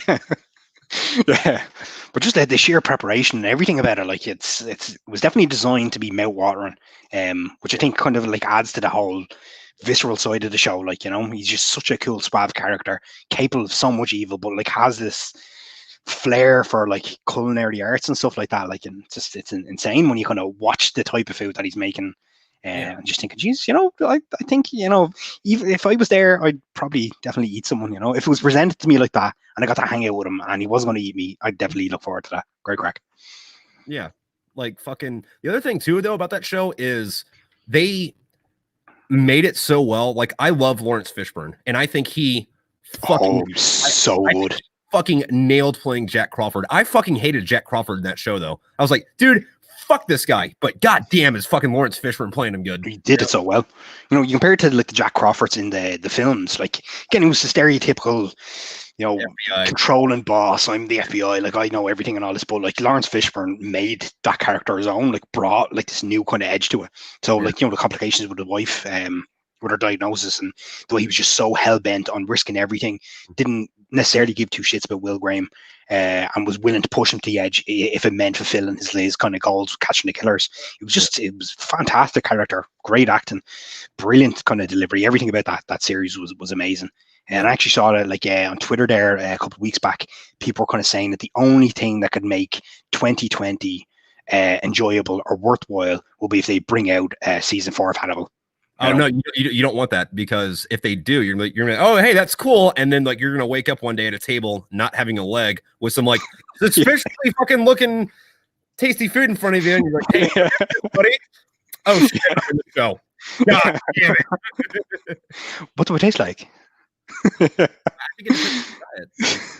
Dude, and no, that's another thing. I made a post about it on Instagram. I don't know if you saw it or not. Like, do you see? Well, I mean, I made a few, but like one of them was talking about, I guess like the body positivity movement, where it's like people aren't judged by their weight. That doesn't determine their value. I'm like, hey, look, I like a really nice marbled steak, so, and I have a deep freezer. So, hey, listen, your weight actually does dictate what you're worth, because I'm gonna eat you. Hannibal style. Yeah, such a fantastic series. Like, that's why I love. I mean, I know it's 5-6 years since the last season ended, so it's probably unlikely. But I'd love to see it, because I felt like the last season of it was very rushed. Obviously, because that was leading into the Great Red Dragon. But they could have just expanded on so much more. Well, I mean, they also like killed everybody off at the end too. So I mean, like, I don't know how you would bring it back. Yeah. I mean, because like you could do the Clarice Starling and the Buffalo Bill shit, but like it's like, so like Hannibal Lecter survived falling off that fucking cliff, and he's back in prison. Okay. Yeah, so I mean, it'd be tricky. It'd be tricky. Again, it's probably something that would never happen, but it's like it's probably the one thing I kind of agreed with. Making 2020 like a fantastic year would be, imagine if that happened. If somehow someone kind of picked it up and said, I'm going to turn this into like create a season 4. It's going to be amazing. You'd be like, no. Okay, so it's season 4 or whatever, right? But it's not here. It's like in hell, and it's some dude that just showed up to hell, and his cook is Hannibal Lecter, and he's just like working with these demons, cutting people apart, like making people eat each other and shit. Like, I'd watch it. Fuck it. Yeah, I'd watch it. I'd watch it. Yeah, set up like a GoFundMe. I'll pledge the first $5. Speaking of movies that got made off GoFundMe, have you ever seen Kung Fury? Never heard of it. What's it about? It's the whole thing's on YouTube. It's like half an hour long. They made it as like a proof of concept, and they're making an actual fucking movie, so it's come out in a year or two. But pretty much what it is it takes place in the fucking 80s, I guess, and there's this cop named Kung Fury, and he wasn't just a regular beat cop, but he was hunting down this like kung fu master, and the kung fu master was about to kill him, but Kung Fury got bitten by a cobra and struck by lightning at the same time and became the chosen one, right? So he goes around, doing his fucking shit, and there's this like video arcade game that like comes to life, like starts fucking killing people or whatever. Kung Fury goes to stop it, and then once he destroys the thing, the paint kind of peels up and there's a swastika under it. He's like, I know that symbol from somewhere. And then he goes and does all this research. He's like, that's the Nazis. So he goes back in time to fucking kill Hitler. But Hitler is not the Fuhrer, he's Kung Fuhrer. So like when he's out there giving his fucking rants and shit, like instead of just like sticking his fist up and yelling, he's like doing all these fucking like judo moves and shit. And that's brilliant. Originally when Kung Fury goes back in time, like he gets the wrong date, so he ends up in the Viking Age. But the reason he knows he's in the Viking Age is because there are still like laser raptors around, which are just velociraptors that shoot lasers out of their eyes. It's like, I'm in the Viking Age, fuck. And then like all these Vikings show up like riding T-Rexes and shit, and they get him into the future to Nazi Germany. And then like there's this fight where he fights like 1,000 fucking dudes at the same time, and it's just all CGI fucking whatever. That is cool. It's fucking amazing. Check that out. Also his partner, his name is Triceracop, where he's just like he's just a fucking Triceratops, but like he's got like the blue uniform and like the gun and shit. I'm sold. Yeah, definitely. Yeah, I'm gonna check that out. yeah, the whole thing's on fucking YouTube. It's like fucking half an hour long. Check it. Kung Fury. That's brilliant. Fury. Brilliant. But they did that as a proof of concept and got it crowdsourced. Got all their money from GoFundMe or Kickstarter or whatever it was, and they made that, and then. Because that did so well, they're making an actual fucking movie in it. Like Schwarzenegger's supposed to be in the new one. Jeez, that's deadly. Like they got it up there big. Yeah, that's pretty cool. It's kind of like I think that's how what's that film called? Iron Sky. They did. I think that was completely crowdsourced. Like I think 99% of the budget was from just their funding efforts. And like obviously it was like, I think it was just more like a cult of core people putting together and kind of writing and directing and stuff like that. But it's mad. Like it's one of the maddest films I've ever seen. Dude, I think it's brilliant. You know, they send astronauts to the moon just so that Sarah Palin can get reelected. But like Nazis on the moon. And then the Nazis make them Aryans and send them back. Yeah. To get cell phones, because they don't want to like just get a cell phone charger. They have to get more. Yeah, it's crazy film, like, you know. Even I watched Iron Sky 2 there a couple of months back. It wasn't as great. I still enjoyed it. I thought it was brilliant, like, you know. Not as good as the first one, but just, yeah. Dude, I love the first one where I don't remember if it was Sarah Palin or like her assistant or the vice president or whatever, but somebody was telling them how the plan went wrong, and they did that scene from that Hitler movie, Bunker. Where Downfall, where she's like pissed off, telling everybody to leave, and like takes her fucking glasses off and just like goes on the exact. Yeah, that's such a crazy film, man. I love that. Like, that Downfall, like it was insane because I'm only actually reading about that now at the minute. Like I do kind of like to read like about like big historical battles and kind of like World War I, World War II type of stuff, but I'd never kind of read in depth about the Battle of the Battle of Berlin, when the Red Army had kind of like cut through like East Germany and were like approaching the city and all. Like reading this intense book, and it's absolutely crazy. I probably have it somewhere here. Yeah. Okay. Yeah, if you're looking for a historical read, it's absolutely insane. It covers every kind of detail about, how the kind of tide returned about the Nazis, and kind of like Downfall, you're kind of watching this country, this based on these absolute like fantastical principles and insane kind of rhetoric and all, like collapsing in on itself and destroy itself and being torn apart while the Red Army's advancing up, even that film, like probably one of my favorite lines in it was, I don't know if you remember the scene, the doctor and his adjutant, they go to a hospital. I think they're trying to get wounded people or something like that. But when they kind of get to just outside the hospital, you have these like Wehrmacht kind of soldiers are kind of standing around. They're like, don't go in there. Like, the Russians are over, like coming close or whatever. But it kind of cuts to like this German soldier, and he kind of points over towards the hospital and like in the subtitle it says, "See that's his Ruski land," So it's basically pointing to like the other side of the street and basically saying that's Russia. Yeah, that's it's just it's insane, Yeah, I really liked I love that movie just because of like A, how well it was done, and then B, how they portrayed everybody. Because like we like to think that Nazis, had like fucking cloven fucking hooves and like horns and shit. Yeah.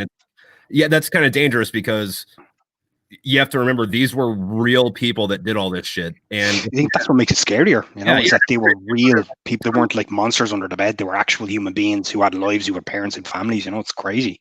Yeah, and it's dangerous to think of them like, literal fucking demons when it's like, dude, no, this could happen because people do this shit. Yeah.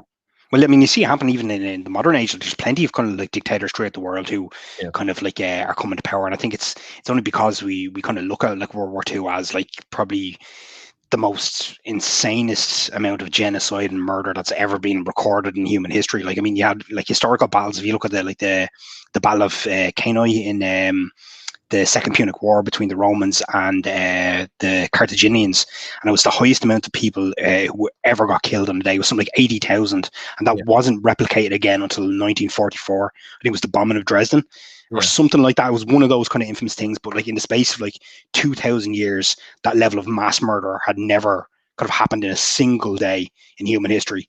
And then you look at kind of like, the Nazi regime, like systematically murdering like so many people. It was like 12 million people in the extermination camps, with 6 million Jews, 6 million like non-Jews, communists, gypsies and stuff like that. Like it's crazy, but you see the same methods being used now since then. So that's, I think, the kind of like rod we hold it against, it's crazy. Even in the modern era, even with all the information, you still see dictators throughout the world replicating that type of stuff, not to that extent, but still ongoing. Yeah. No, but speaking of fucking that though, I was talking to one of my buddies last night because I was doing some book research. Because like how like when you're writing, you get to a part where you're not stuck, but you're like, I want a little bit more information on this. So you go, yeah. And my buddy texted me, he goes, "Hey man, what's going on?" I'm like, fucking doing some research for some shit, reading about Hannibal. And he goes, "Man, you've been on a Silence of the Lambs kick." I'm like, no, I'm talking about the guy that fucked up the Romans. And he's like, "Oh yeah, forgot that's where that name came from. Yeah. There was a battle though. Hannibal did. It took place somewhere in Italy. It was after he crossed the Alps. I forget what its name was. There's a lake, and Tresemme, Lake Tresemme. Yeah, Lake Tresemme. Oh, and, insane, Val. Yeah. For those on a lake, mountain, cliffs, and there's a road on the cliffs. And what he did was, he's marching in, and he's got the Roman army just chasing after him. So what he does is he makes all his dudes. They start coming by the lake as the sun goes down. So he makes all of his dudes carry 2 torches, so it looks like there's 20 of them. And they keep going, and then like most of the rest of the army just goes hides out in the fucking woods. So the Romans don't think anything's weird. Like the army looks like it's the same size because it has the amount of torches. Romans show up. Hannibal just shows up out of the fucking woods, and I think over the course of like 2 hours, like he kills like fucking like 30,000 fucking Romans and only loses like 1,500 dudes. It's like that's some brilliant fucking deception. Fucking military genius, Even it was the fella who actually went on to defeat him, Scipio Africanus. Apparently, he was actually at that battle. His dad or his father was one of the consuls at the time. I think he was like a tribune, but that's where they reckon why he became such a was so determined to crush the Carthaginians, because his father died in his arms, or he rescued his father from the killing in Tresemme. But it's crazy. I think even on top of that, like when he kind of turned about to face the Roman army that were coming after him, there was a Roman army on the other side rapidly approaching. So he was basically in the middle of these 2 Roman armies, and he turned about, used the terrain, used like the fog, used everything just to his advantage, and just crushed a superior force. And it's insane, the tactics he used. Like even Cannae, one of my favorite battles, like how he kind of like had he was up against 2 Roman kind of legions, understood that like the Romans changed leadership every day. So if they had 2 consuls, one consul would lead one day and the next would the other. So he deliberately antagonized the one who was more inclined to give a fight, kind of lined up his forces, let the Romans kind of push him in. So it's kind of like created like a U shape. So it looked like the Romans were advancing, and then hit him in the flanks with his cavalry and the rear, and just created like this circle of death where they spent like something like 8 or 9 hours just hacking Roman soldiers to death. And there was even reports afterwards of they found bodies of like Roman soldiers who dug holes in the ground and put their heads in the ground just because they couldn't witness the killing anymore. They were just surrounding all sides, or watching their friends die, and they just wanted to stop seeing death before they died. It's just insane. Yeah, no, that's an undervalued tactic, is figuring out what pisses the enemy off and just piss them off so they do something stupid, and then take advantage of it. It makes perfect sense. Though I think your man, what's his name, Sun Tzu, the Art of War. He kind of has stuff. Now I don't know that stuff off by heart, but it's always like do what the enemy doesn't expect you to do. I think there was one story where he kind of like he was talking about some like kind of leader who was like in his city or in his town or whatever, had no soldiers around, but spotted his like enemy kind of coming towards him, someone he'd kind of done battle with before, completely outnumbered, knew he was going to lose the battle. So he basically rallied everyone in this town and basically said, just do what you normally do, sweep the ground, tend to your fields, and I'm going to sit up on the gate and I'm just going to play my flute. Literally that was it, and wait for the enemy army to walk up. And the enemy army saw that this military genius and tactician was just sitting there playing his flute. Everyone's just chilled and relaxed, and then marched the army back. And afterwards, that enemy general basically said, well, look, I fought him like for like the last 10 years. And to see him so relaxed, I knew he was up to something. So I just walked away, I'm paraphrasing, obviously, in typical Irish style. But it's very kind of one of those lessons you're like, oh, that actually makes a lot of sense. Brilliant. Like this is I know this guy. I'm going to get He's not going to be playing a flute when I've got like 10,000 people right here ready to ravage his entire village and slaughter his inhabitants. I'm going to turn the fuck back and think about this, Yeah. But it's just that bluff, By the way. Yeah. Well, have you ever read, or have you seen that movie 47 Ronin or 47 Samurai? No, I haven't. I've heard. It's one of those things that I keep thinking I'm going to watch and just never watch. Is that Keanu Reeves in it, is it? Yeah. The movie's shit. Don't watch it. But read up on it, because what happened in real life is fucking great. So pretty much what happened is, because how back in the day, like, you had your, you had the shogun that like ran whatever areas or whatever. Yeah. And samurais all worked for a shogun. And then, if they didn't have a boss, they were, pretty much like Ronin. But what happened was their shogun pissed off some other shogun, and then had to kill himself but it was like unjustified, and all these guys that worked for the shogun that had to kill himself were like pissed off about it, and they were like some of the most powerful or like best trained warriors in Japan at the time, and the enemy was like, okay, these guys are dangerous, we need to do something to them. We have to get rid of these guys because they're gonna come back for revenge and kill us. So when they kind of figure that out, they go and they find these Ronin, but all these Ronin, what they're doing is they're just hanging out in whorehouses, getting drunk and crying all day. So the enemy is like, okay, well, they've given up on life. Fuck it, whatever. So what happened though in real life was for like 5 years, what these guys would do is they'd wake up at about noon. They'd go to the whorehouse. They'd all fucking just like drink and mope and be sad and feel sorry for themselves or whatever. And then like at midnight when everybody went home, they'd go to the fucking gym and just fucking get jacked and like keep fucking training and like doing all this shit like at night, fucking just getting better at what they do for like no one expected it. Years. Yeah, because everybody's seeing them like, oh, they're just feeling sorry for themselves, moping around. And then when I go home and sleep, they're fucking training. So like 5 years later, these guys show up and just like murder everybody in this fucking castle. And then like when they're done, like, all right, so we got revenge for our boss. We're totally gonna get killed for this. So instead of letting them kill us, let's all kill ourselves right now so that no one can kill us besides us. And they're like, yeah. And then they all kill themselves afterwards. And it just pissed everybody off. They're like, what? Yeah. So all right, so they did all this. They totally fucked this shit up, and then they didn't even give us the satisfaction of killing them back. Fuck these guys. That's an FU move, yeah, totally. Stuck it to them. The movie was like typical Hollywood. Samurai. I was wondering. I remember seeing the ads, and it just looked at too kind of like, I don't know, CGI type of thing, you know. So I kept putting it off. But yeah, no, I'll read up on it. Definitely, it sounds like a great story. Yeah. That's one of the things I kind of liked about again, just to go back to your own series. I love the way you kind of based your novels on these historical kind of retellings.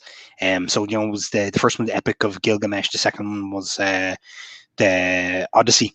Not the Odyssey, the Iliad. Yeah.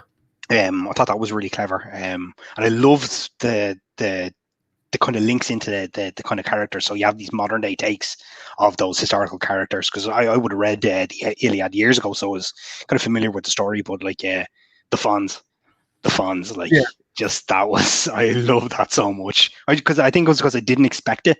Like I didn't go into it thinking, oh, this is going to be a modern day retelling of the Iliad. I was like, okay, here's book 2, reading up on it. I was like, this seems familiar. I kind of like the way this is kind of linking in. And then I think it was like when he had the row with the general or something like that, and he had the same name. Is it Agamemnon? I think I named him like A.G. Memnon or some shit. Yeah. And as soon as I read that, I was like he's having a fight. I was like, oh my God, this is the Iliad. And I just from there on, I was like, the Fons. Like absolutely insane. Just that bit at the end when I'm not going to spoil it for anybody, but oh shit, that was cool. I mean, it's not always fucking roses though, because like what in the More Than the Liquid Duo Youth, like when the general like takes over the government or whatever, like speeches that he gave, those were almost verbatim from Mein Kampf. Really? Okay. Yeah, it was a pain. Like I knew I wanted to make some evil bad guy, and I was like, who's an evil bad guy that I can plagiarize? Nobody's gonna say anything. All right, let me go read Mein Kampf real quick. And like I'm reading it, I'm like, God, dude, Hitler, shut the fuck up. Like on top of the repugnant shit he was saying, it was like, I could tell you something in 3 sentences, right? And get my point across. This dude would take 47 pages to make a point that would be 3 sentences long. It's like, listen, you long-winded fuck. Get up to the point, man. Yeah, because I actually remember that bit. I was reading it, and it's like this page, maybe a page and a half long. It's General Peruska or something, is it? Yeah, Peruska, yeah. So it's General Peruska when he kind of like, I think he has that kind of press conference, and he just goes in this very long spiel. And I was like, that's, you know, it's vaguely familiar. I couldn't quite place it, but I was like, that's there for a reason. There has to be some sort of hidden kind of meaning. But I didn't know that was based on that stuff. But yeah, kind of tied in well. It was. I really enjoyed it. I like the idea because I mean, obviously, people have kind of been not basing, but you know, using ancient kind of texts as springboards for their own stories. I'd never kind of considered it, and that's one of my current writing project right now. I'm about 45,000 words into it, but it's called the Truceless War, and it's actually based on the First Punic War. But it's like it's a futuristic military sci-fi set like thousands of years from now, for where humanity is colonizing different planets. But it's basically retelling the first Punic War, just with like laser guns and explosions and ships, you know. Yeah. So I kind of borrowed your idea a little bit and just kind of moved it into, you know, what I kind of love reading about the historical stuff, you know. So and that kind of stuff's like easy to translate too, because it's like, okay, well, I'm reading this. This guy shot an arrow at that dude and then stabbed this guy. It's like, okay, well, instead of shooting an arrow, you shot him with a gun, and then it basically writes itself, you know. Like, it's just change a few words. That's literally it. And I've never really done it before, because normally I kind of like have these stories in my head and I work on them for a couple of years. But it was kind of like after the last project I did, I kind of wanted something fresh, and I was like, you know, what is it I kind of like? What are the things I love? I love science fiction. I love history.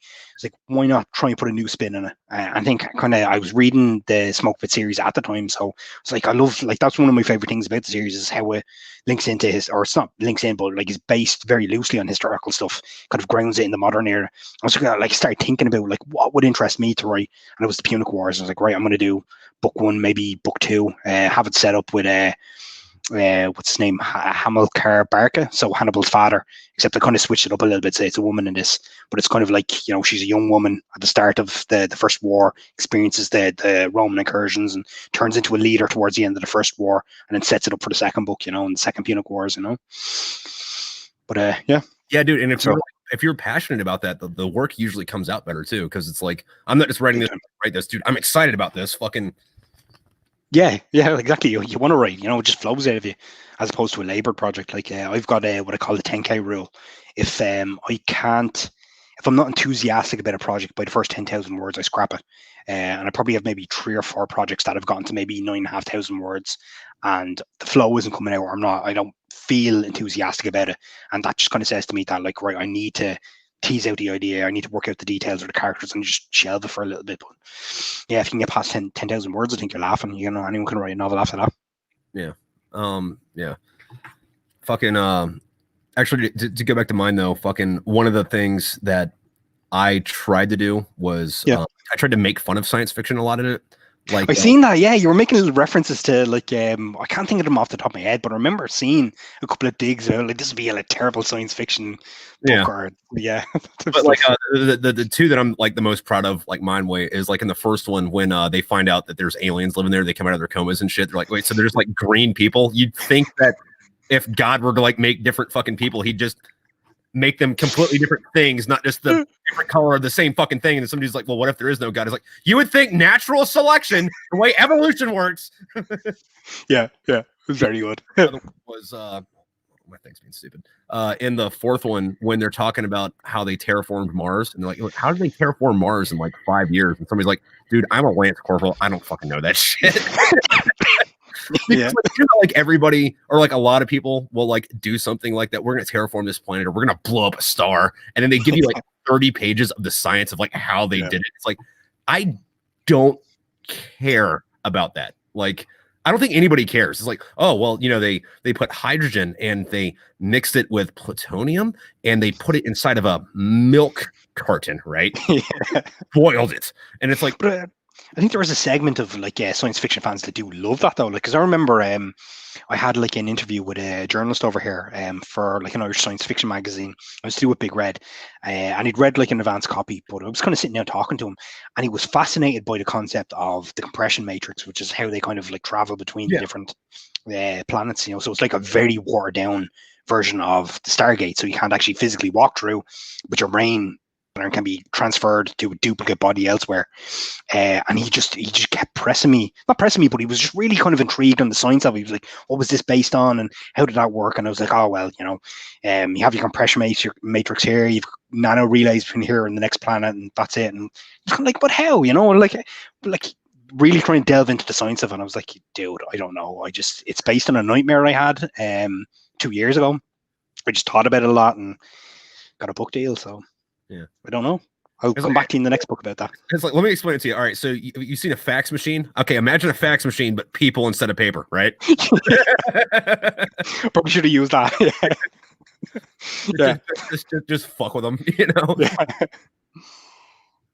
Dude, how did you write this? I actually didn't write this. I'm taking credit for it. I took a wireless keyboard and I put it in a cage with rabid monkeys. Right. And this is just what came out. Yeah, why not? Yeah. If that's what it takes, why not? This is brilliant. Yeah. It's like that bit in The Simpsons, you know, like when Mr. Burns, he's got like the row of monkeys all handcuffed to each other. Like, it was the best of times. It was the blurst of times. You stupid monkey. Oh, you shut up. Yeah. That's living the dream, you know. Yeah. Fucking there's this other book I bought recently. I haven't read it yet, but I bought it because of the premise. And this is nonfiction, right? It's one of those conspiracy theory books. Something you said reminded me of it though. But it's pretty much explaining that when we invaded Iraq, it wasn't to get Saddam out of power because he had weapons of mass destruction. It was because we found out that Saddam Hussein found a fucking Stargate and we couldn't let him have that technology. And I was like, okay, so this is not science fiction. This is in the we're not in the science fiction section. This author has other books here. What the fuck is this about? I have to know. Yeah, that's crazy. I'm going to Google the hell of that.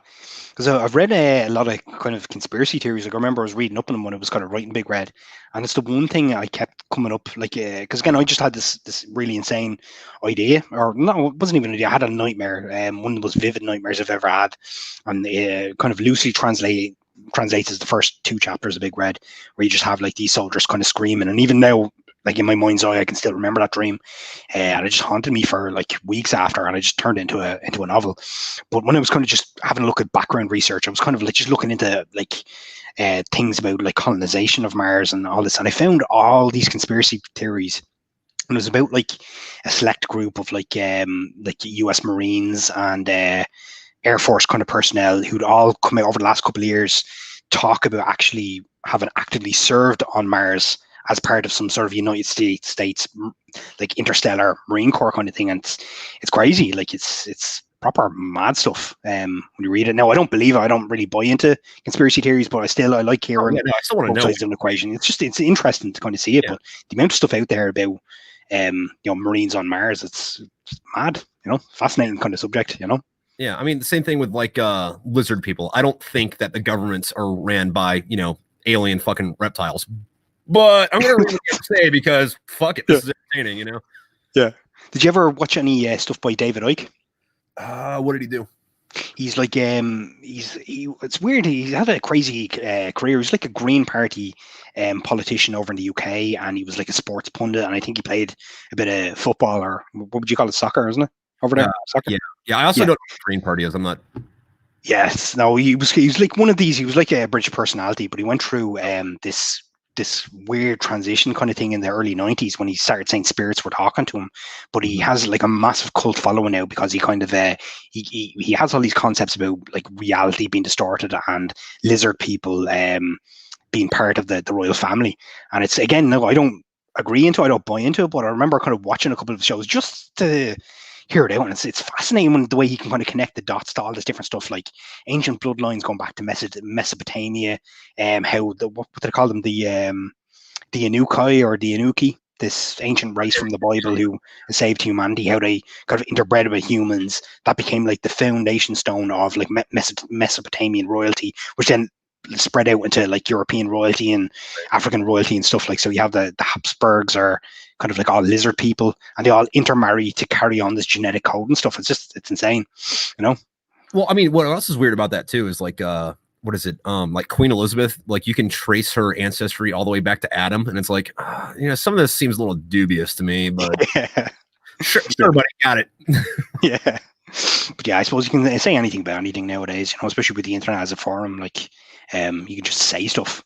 And that's one of the things that, like, I think the consistent thing about when I was reading up about the different Marines on Mars and stuff was they could talk about the story, but they weren't officially authorized by the US government to do it. There was like, they had handlers from the Marine Corps or from like the Air Force who said they could talk about it in an unofficial capacity, but they can't provide any evidence. Yeah. So yeah, you can pretty much say anything you want nowadays. Yeah, fucking Ronnie said, take Alex Jones and multiply it by 1,000, then throw in crystal meth, then you get David Icke. Yes, that is it. Yeah, absolutely. Ronnie has a bang on there. Yeah. It's crazy. It's insane.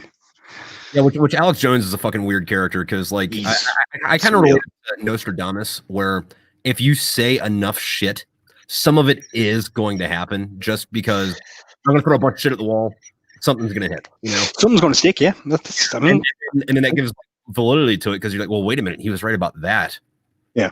So then it calls into everything else, you know? So that's how they operate, like, but it's like some of the stuff Alex Jones, he's just botcha. Like, and I think I even made a reference to him in Big Red because I think at one point one of the character said, like, this is Alex Jones level botcha crazy or something, like, you know, just because he's fucking surreal. Like the whole Sandy Hook thing, you know, whereas like paid actors were there, like, I can't wrap my head around that type of stuff, you know. Well, I got two things with that. Like, first off, you know how like Alex Jones got canceled for everything? Okay, so it turns out Alex Jones did not get canceled. He's actually a crisis actor. Yes. There's a couple of videos remind me. Fuck, I should probably write this shit down. I gotta send you shit. But they took footage from the new Doom games when, you know, you're out there killing demons and shit, and like took Alex Jones rant and put it over it, or he's like screaming and yelling about like, we're out here literally killing demons, and it's like, start turning the frogs gay. Why does this fit? Why does this fit? This is great. Yeah, just lunatic, absolute lunatic. Yeah, I'll have to check out those videos. Yeah, fucking. I'll send them to you. Remind me. Yeah, cool. But yeah, so I know you've got like book 7, 8, 9 now coming out, but like, have you any kind of plans outside the Smokepit kind of series? Because remember you were saying, maybe it was a couple of the episodes back, but you were chatting about like some mad story, and it actually sounded really cool. It was like a woman who was visited by like a knight as a child, and she kept getting freaked out and told him to basically fuck off, and then like all these demons started haunting her and stuff, like, and that just sounded crazy. Like, that was really, really good. Do you ever see yourself writing stories outside the Smokepit series now? Once you get like the 12 books done, what's your next project? Or so like, I have stuff for that. I do want to have it all in the same universe, I guess, but I mean, at the same time, like, in the same universe just means like completely different book, and then like there's like one reference somewhere that you're like, oh, okay, this is in that thing. But yeah, no, that night story, I fucking so like I saw something on like one of those like ghost adventure or like you know, like My Haunted House, you know, shows or whatever, and I was like, dude, so this chick is seeing this fucking like creepy night thing, and she told it to go away, and it went away, and she started getting haunted by demons. I'm like, dude, there's a fucking story here. And I think it was like within a week of I watched Euro Trip again, and you know, there's that part where like Vinnie Jones is just like beating everybody up and calling everybody cunts. And it's like, so the Brits use the word cunt like it's a fucking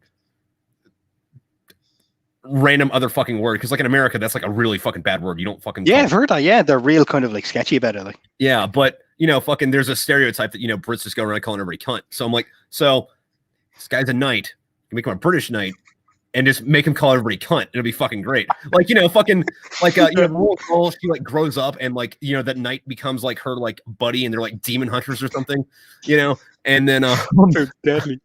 You know, they're like walking into this like haunted fucking like dungeon or whatever, like looking for like ghosts or whatever. And then like the knight just like appears, goes, I'm no gynecologist, but I know a fucking cunt want to see one. Yes, that's brilliant, man. That's brilliant. That's very cool. Yeah, fucking, or like fucking, like, you know, big bad demon says some shit and he goes, fucking, like, I'm about to give this cunt a fucking good licking. It's like, I'll have you, you fucking cunt. I'll do you over, you mug. Yeah.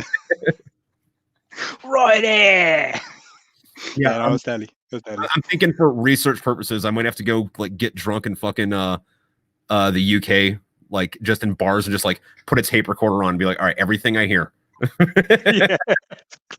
Yeah, no, that's cool. That sounds really good. Do you reckon that's going to be the next project once you get everything done?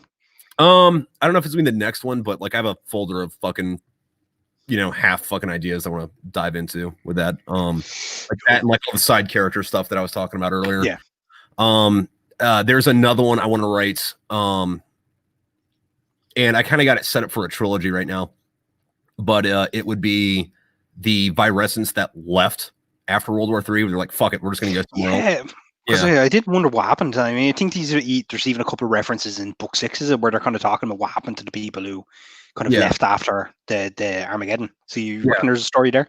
Yeah, like they don't know what the fuck, like, because like I guess like the Earth system or people in our solar system are like, hey, what happened to these guys? But I'm gonna do a thing about like where they go out, and it would be kind of like a Star Trek, but instead of like finding new worlds to like report back, it's like, hey, we're just trying to find somewhere else to live. Yeah.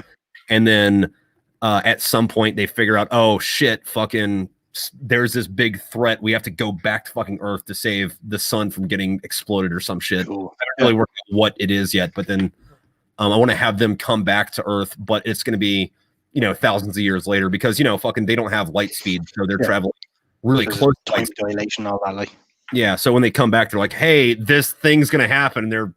But when they come back, they're going to be, who the fuck are you people? Because it's going to be so far in the future to where like humans and virescence are like the same thing. Like everybody's like, I guess like, so kind of like the Forever War, kind of like that.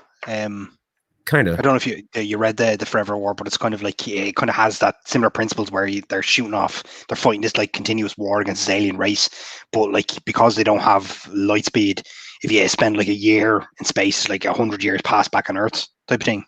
Is that it? Yeah. So I have a gripe with the Forever War. There's 2 books called the Forever War. One of them is that book, and I bought a book thinking it was that book, but there's another Forever War that's just bitching about American involvement in the Middle East. And No way. Like, yeah, it's like I get that. I'm like, all right, cool, because like they have a similar cover, and I was like, all right, cool, this is it. I start reading it. I'm like, I thought this was a sci-fi. Why the fuck are they talking about Bush? Signar.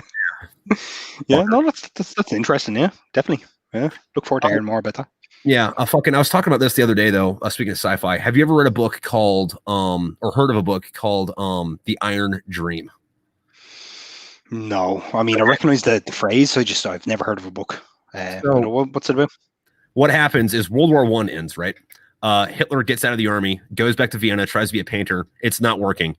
Yeah, can't make it as a painter. So he's like, well, I could go to Germany and see what I can do in Germany, or I could just say fuck it and move to America. So he moves to San Francisco, right? Yeah, and joins a biker gang. And while he's going around in this fucking biker gang, he becomes the boss of this biker gang, and they like make their symbol the fucking swastika, right? Because why not?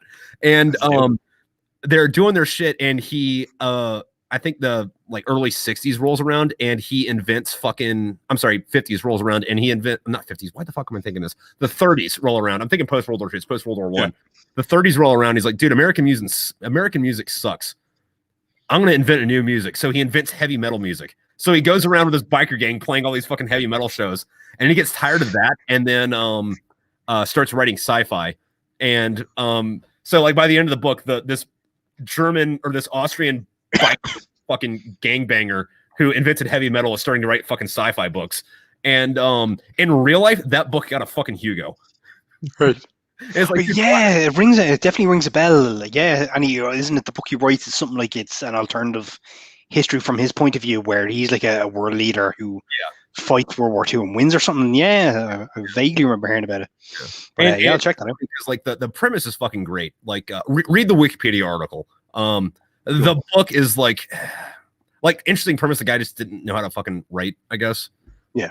Which is another gripe I have with like H.P. Lovecraft. Like, I think his ideas are great. I don't think that dude ever left his fucking basement or had a conversation with another human being. So his like diction is just fucking terrible. Yeah. I've never read any of his stuff now. I've heard kind of people say something similar, but I can't really kind of weigh in on that one. I haven't really read much of his like horror type of stuff. Yeah. He did have one though that I thought was good. And again, you could also just get away with reading the Wikipedia article and getting everything you need from it. But it's called At the Mountains of Madness, and it's pretty much that movie, The Thing. Oh yeah, that was deadly. Yeah. That's the one from the 80s, isn't it?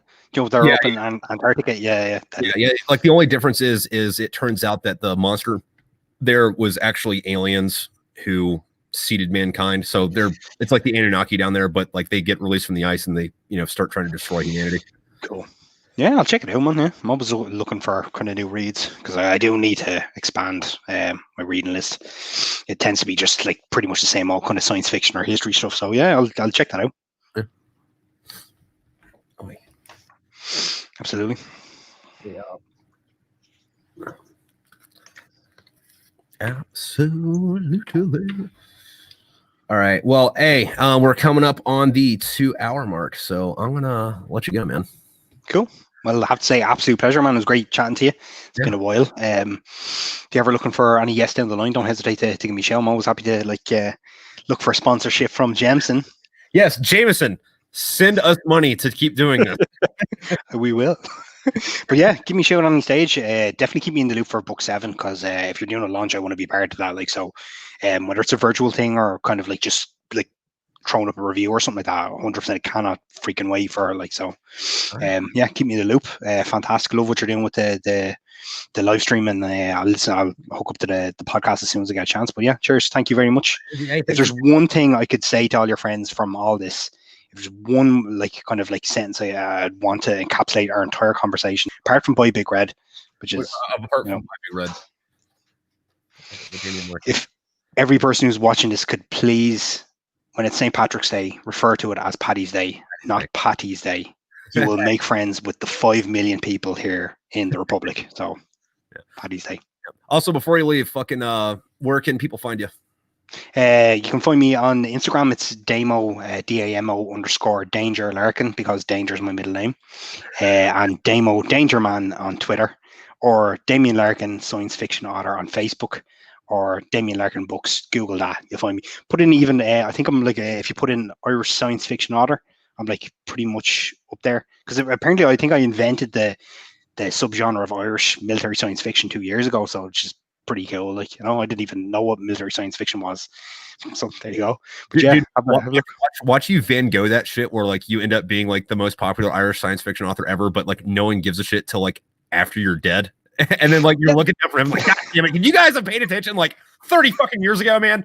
It's probably going to be that way. I've had kind of I don't want to say run-ins with the establishment, but there's a very, very weird vibe in the writing community over here in Ireland. It's completely different to the likes of the UK and I'm sure the USA. So I get it. There's over here, it's if you have a publishing deal, you're way kind of up there. And you don't really deal with the peasants or indie authors, which I couldn't believe that. I started off as an indie author, so I assumed I went on this Twitter thing where everyone's we're all this one big community. So I started reaching out to Irish authors and thought, well, I'm a writer. I'm publishing my first book. We're all going to be best friends. And it doesn't work like that in the slightest. So that's why I had to actually go on. I formed my own community, me and a bunch of other people. We formed the British and Irish writing community, writers in Ireland and the UK, just because we're shit, we don't know anyone, we don't have connections, so we're just going to build our own little network. But just because it's so weird, it's so strange over here, the indie authors are just hated and despised, and that wrecks my head, because it started off that way. It's insane. Hated fuck you, or hated take your filthy words somewhere else, you dirty fucking peasant? Both, pretty much both. It's insane. I'm friends with well, not friends, I'd say kind of colleagues and connections with a couple of indie authors over here, and there's not that many. There's probably loads, but there's no concept of networking or kind of connecting with each other, or kind of the way you'd see it in the Instagram community with indie authors, where we'd all kind of big each other up and kind of interact, and we kind of chat. There's no kind of unified force in Ireland, whereas over in the UK, and it's literally just a couple of miles over that way, it's this real big, huge indie vibe where everybody is proper intense about the indie community. It just doesn't exist over here. It's really kind of weird old school establishment. Huh. So yeah, it's insane. That's weird. So yeah, you wouldn't think it in this day and age, but it's just, yeah, it's crazy. That's why me and a couple of other people had to put together our own community, just to kind of build connections between indie authors and traditionally based authors. Even though I'd be considered a trad kind of author because I have a traditional publishing deal, I'd be considered on the lowest rung of Irish writers. We have the big sellers up here, the normal kind of people, normal average kind of authors here, and I'd be right down here at the bottom. Just because I'm signed to an indie press and so I don't have an agent, which is really weird. I don't understand. It's not I'm threatening. It's not my sales are threatening the next big seller. Yeah, it's weird. Well, I mean, people are assholes. Politics. Politics. Joys of it. But yeah, no, listen, cheers. Thank you very much for having me aboard. It's been fantastic. And you ever looking for a guest slot down the line? Yeah, keep me in mind. Will do. Also, Ronnie came in like a boss and put in your fucking Twitter link. So if you're watching this later, fucking there's a link down to your Twitter. Thank you. Yep. Cheers. God bless. Fucking... Cool. God save Ireland. Yep. Adios.